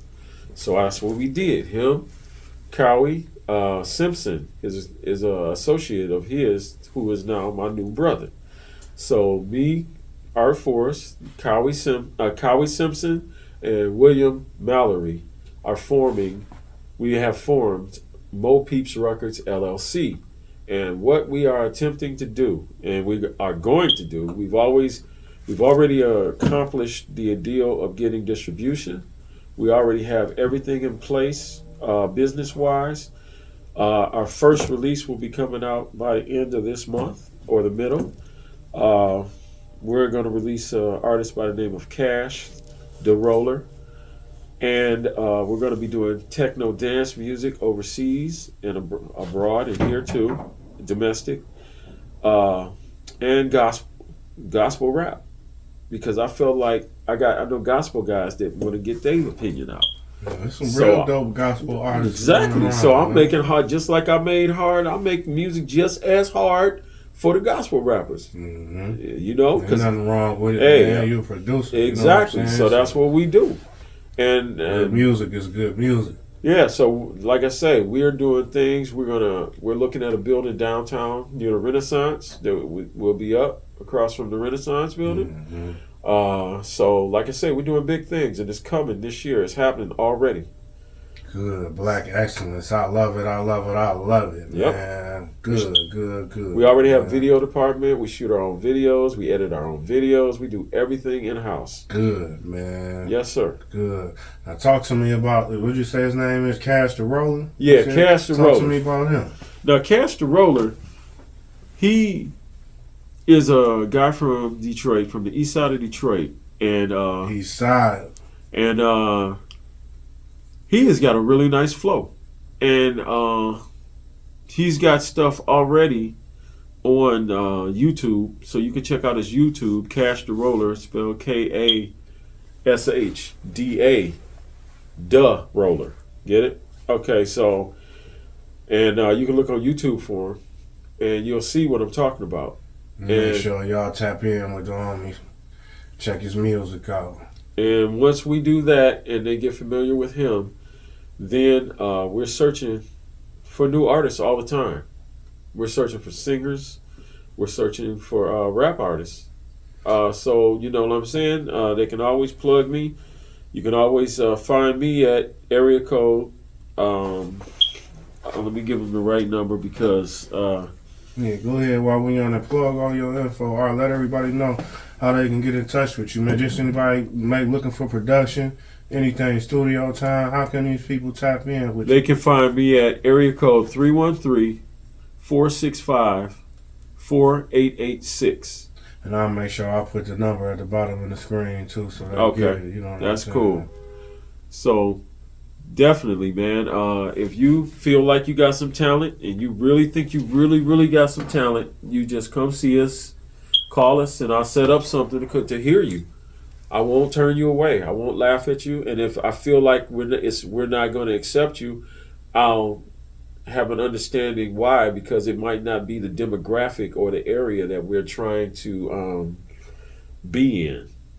So that's basically, what it would be. So unless we felt like you needed more singing lessons, and I'll tell you gracefully, if you can handle constructive criticism. But if you know you cannot handle constructive criticism, please don't come, because don't waste my nigga time. I will tell you the we truth. Tough over here. Right. We'll tell you the truth in a polite manner. We will not dog and laugh at you. So whatever we feel like you need to better yourself in, or whatever area, I will let you know. And but it's only because he been doing this shit forever. That's all. He only got plaques on his wall. Oh, it's nothing. He only got the criteria to back what he's saying. Oh, don't worry about that though. What is so that? And I'm still polite with it. I'm not arrogant. I don't think I know everything. I'm humble. If you walk past me, you wouldn't even know what I do. You wouldn't know. And I keep it that way because you never know who you're gonna need in life, and you shouldn't crap on people. It's a bad thing. No, all right, I gotta ask you, man, before we wrap up, man. Yes, sir. Joe Quan, the hooligan. Oh, my dude. You know it was coming. Street hustler of the year. I asked everybody about Joe Quan because that nigga's like Detroit's ultimate hustler. You know what that I'm boy, saying? man. So, from the OG's perspective, talk to me about Joe Quan, the hooligan. Man, Joe Quan, the hooligan. Man, what can I say about the brother? He is enterprising. The brother set up his own YouTube channel. The brother went to school. He went to Specs Howard to learn how to do video and audio just so he could do his thing. Did he ever tell you who he went to class with? No, he didn't. Boss. Did he? Boss. No, that Boss just passed away, Boss. Oh, the no. Rapper. Yeah, Boss. What's her name? Michelle? Yeah. Yeah. R.I.P. Boss. That's together. crazy. Yep. Well, yeah, he went there and got his creds, man. I'm so proud of that brother, man. And he got his equipment together. He came to me and he asked me. He said, Art, I need to do this myself. No offense. You can help me when I'm done, but I be having ideas at home. And it's smarter for me to make it at home sometimes. I said, you're right. I told him what to go get. Creative, man. Yeah, I told him what to go get. Get this program, that program. That's why you the architect, right? baby. Because look, Shit. I share knowledge. I don't hoard it. God gave me the knowledge to give to everybody. So why the hell would I sit back and covet it? And I see my brother over there starving. Why would I do that? I hate niggas, and I mean that niggas that do that shit, because it ain't right. If your brother is starving, if your brother needs help, nigga, do something. Don't just watch him die. Don't be a nigga getting money and your man starving. Right. Make sure he eating. If his lights is out, man, you turn them back on. Don't play. Or teach him how to fish. Or teach him, teach him how to, but turn them back on and then teach him how to fish. If you got it like that, don't play with him. Don't make him come to you and have to feel subservient. Every 5 minutes coming to you for money. If that's your dude, if that's your people, you look out for them and quit playing. Because black people need to be together more often anyway. But I was asking you about Joe Quan art, man, because you know, like I said, the man just an ultimate hustler, man. How do you feel about that nigga being able to sell a CD to any motherfucker that practically buy one? In a climate like this, where niggas don't even got CDs no more. Like, where the fuck did you playing the CD?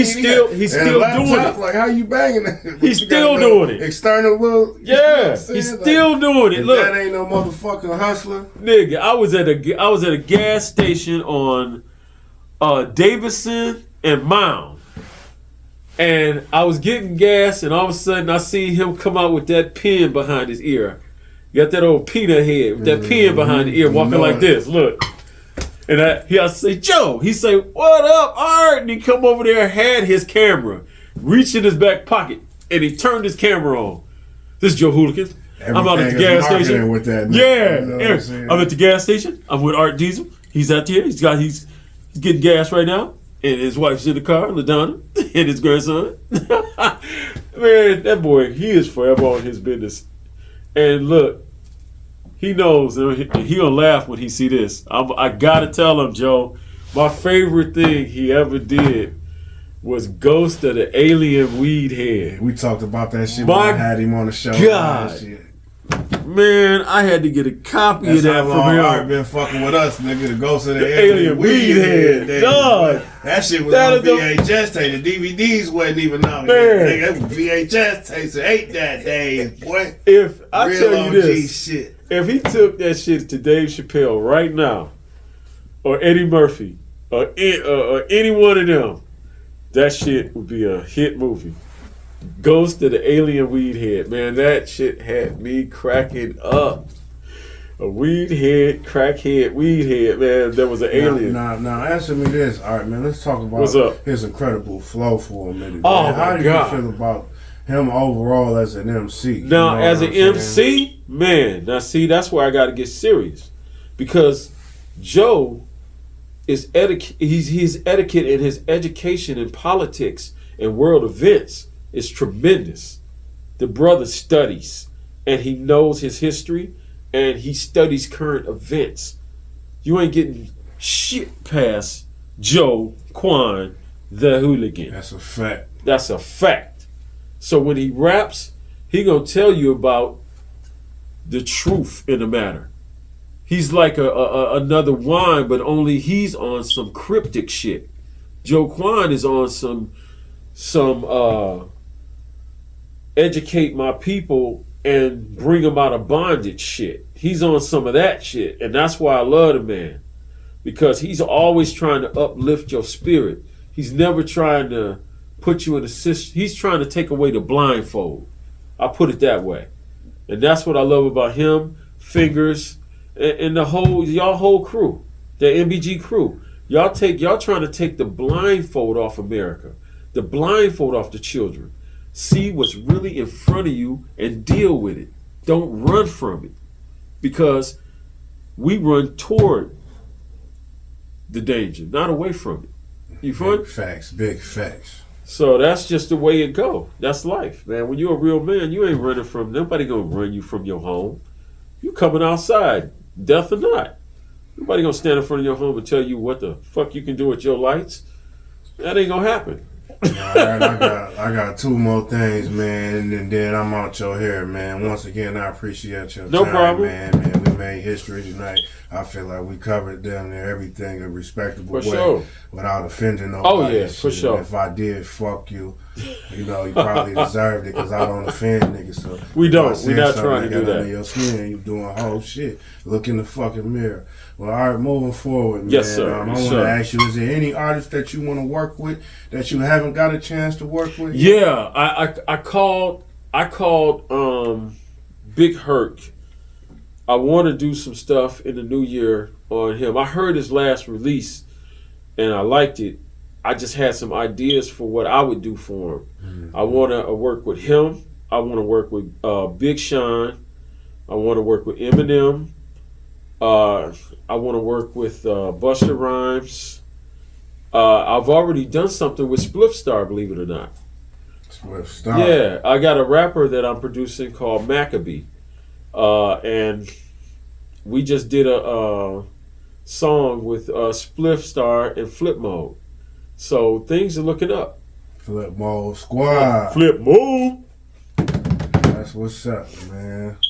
Well, wrapping up. All right, man. You know what I'm saying? We done covered all this important Detroit history of yours. You know what I'm saying? Oh, for it's sure. amazing, man.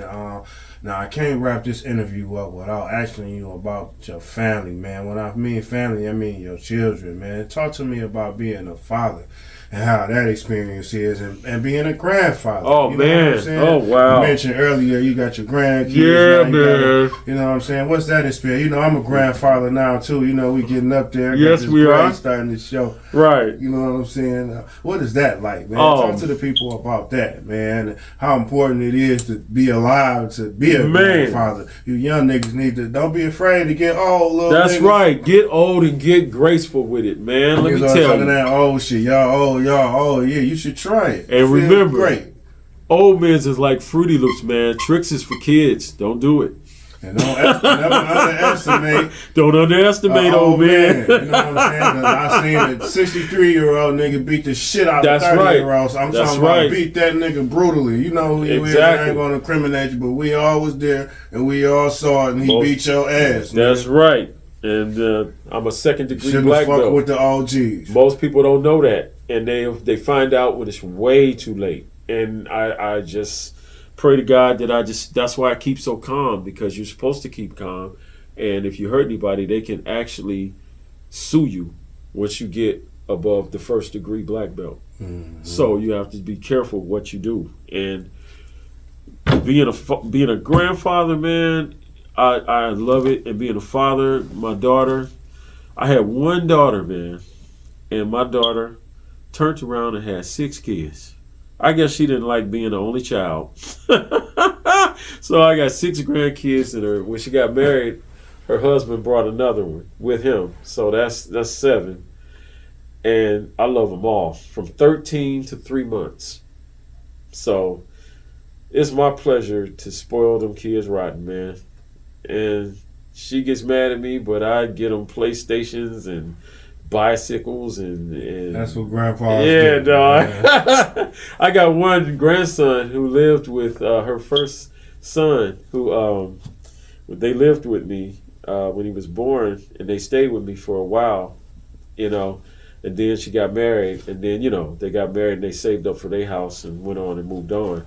But my one grandson never left me. He's 10. He's with Pawpaw. He don't play that. She told him he could stay. And I got him in I Cornerstone just had Schools. my grandson over the holidays. I had all my kids and Did my you? grandkids all together at once. Yes. That shit never happens like that. Either I got them or I got some of them.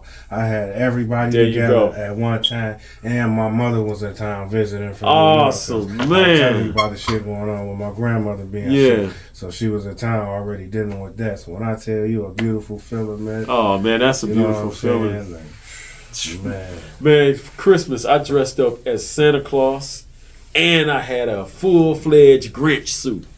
I had a plan. As Santa Claus, I snuck down, and I let him see a glimpse of me, and I got out the side door, and all their presents was under the tree, right? Then I ran back around the back of the house, went through the back door, went upstairs the back way, and switched to a Grinch outfit. I swear I did. A real Grinch outfit from the Burlington Coat Factory. I found it there.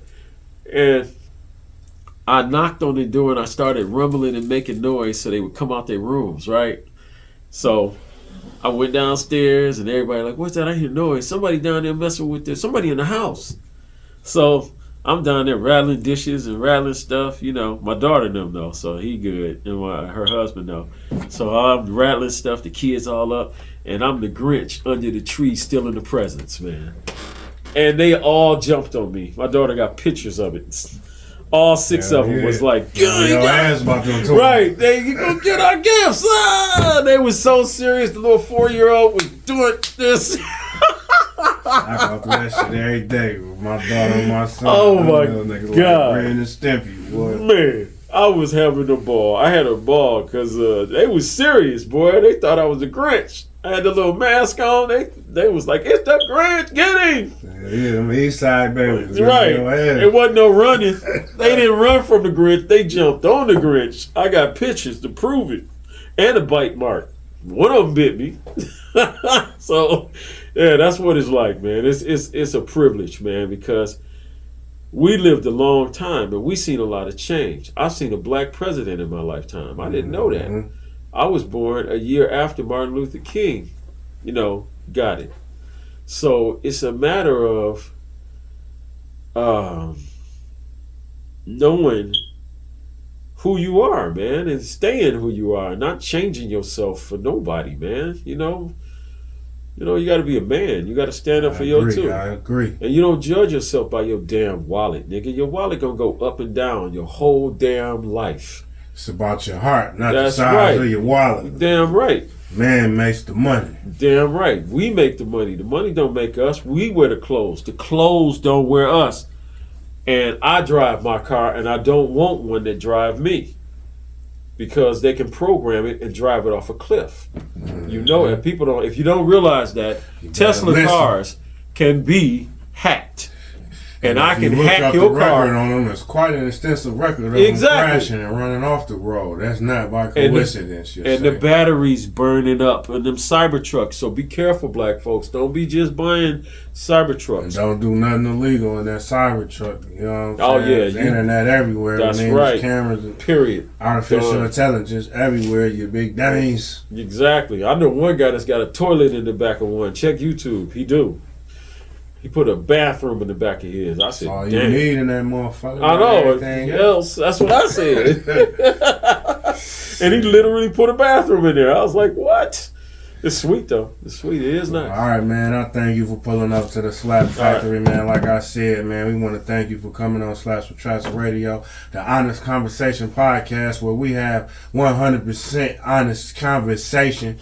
Real. This is a platform for the OGs. We feed the streets. Ain't none of that fake sucking shit. None of that shit. So if you looking for that, go over there to them other platforms with all them goofy ass niggas and be a part of that. Go join Clubhouse or something. Over here, just straight real shit. We don't focus on the drama. We may cover it from time to time, but it's not the focus. You know what I'm saying? Yeah. We're definitely not entertaining no negativity. You know what I'm saying? That's right. This is strictly for giving the OGs and the legends their flowers, man. Art Force is a Detroit pioneer, a legend, man, who helped pioneer the Street Lords, Cheddar Boys sound. Art Force Productions, baby. Art Force Productions. If you know, you know. If you don't know, you just got a history lesson today on the Slapz with Trapz show. You know what I'm saying? Shout out everybody. Shout out all my Detroit podcasters. It's a good look right now. I love what we doing. You know what I'm saying? If I could just put my intake on one thing, let's chill out with all the tearing each other down, you know what I'm saying? Amen. Let's come together now. If a nigga need to be exposed, hey, it is what it is. But I just believe it's a certain way you do things, you know what I'm saying? Exactly. And keep in mind, man, when you say something about a motherfucker, you could get killed for that shit. Everybody ain't playing. And you don't know who, and everybody know everybody. So just keep that in mind. That's all I'm saying. You know, this shit ain't no joke. You say something about a motherfucker, you don't know, that nigga might have just lost his mama that day. You know what I'm saying? So, you know, you calling niggas bitch ass niggas and hoe ass niggas and all that shit you niggas is doing. Just be careful. That's all I'm saying. On that note, we gonna end it out, man. Slapz with Trapz Radio. See y'all in the DJ. This is what it is. Art Force, Art motherfucking Force Productions, and that's what it is. MBG, one time for Blade, man. Amen. R.I.P. Wipeout. Shout out to Street Lords. Shout out to Cheddar Boys. Shout out to Fat Mike. R.I.P. Fat Mike. R.I.P. Yacht. R.I.P. Mike. Everybody. G Rizzy, what up, though? That's right. We out. Oh boy. Now, before you get up out of here, all right, man. One time for the homie Saj, man. Talk about Saj, man. Okay, no Saj. That is my nigga, man. Only thing I'm gonna tell that motherfucker. Don't drink before you produce. Yeah, right. That's all I got to say. Good luck with that shit. Nigga. You my heart. But don't drink before you produce. And the motherfucker is talented. And we born on the same motherfucking day. The exact same. And let's not keep in mind, we all March babies, goddamn. You know, I'm born at the end, nigga, on the 30th, nigga. That's crazy. Yeah. Man. Yeah, so it is what it is. And it's just like we call it. Our life is what I call Detroit real, because it don't get no realer than that, man. It's cutthroat out here, just like, you know, any other place in the world. But here, a word can get you killed in Detroit, and that's why we were talking. Quick. And my cousin was, explaining to y'all that be yourself. Don't try to imitate nobody else. Do you and do what you love. And don't be afraid of it. Own it. Do it. If you want to be an artist, a drawer, whatever, I don't care. Don't care what your friends think. Do it for you. And that way your life is more fulfilled. Just remember that. Be yourself. And always address a man like a man. Don't be doing no bitch Look him shit. in his eye. Look him in his eye. If you got a problem with anybody, you take it up with that person and you talk first. Because you'll find out that y'all might have more in common than you think. That's usually when people butt heads, when they're too much alike. So just remember that. Life is short. We have it, man. Yeah, life is short. The great motherfucking art force, man. enjoy Got it. my guys in And this remember, bitch. You know what I'm hold on, saying? you gotta get money. I gotta do my last thing. Y'all already know what the fuck it is, One time for Blade, my baby. Boss up, yeah. Oh boy, Slapz and Trapz. Yes, sir. Radio podcast. See Austin, I see you, baby. With the slap guy. We up in here now. See Austin, the DJ. Yes. Everybody, sir. thanks for tuning in. I'm Joe Wanda, who The greatest show on earth. check it. Word to the slap guy, let's talk. Spend about an hour to compress thought. An honest conversation with C. Austin. Subscribe for the updates. It will be often. With an ear to the street. Kicking that street dung with a clear tongue. Is In my it clear clear to my peeps? Good. We can proceed. The guests on this podcast. Nothing but some G's. Smash that subscribe button, that's what it's used for. Ring that bell like you just sold a used car. Slapz and Trapz, radio podcast. Don't compare us to the rest. We a contract. Slapz and Trapz Radio. Slapz and Trapz Radio. Slapz Radio.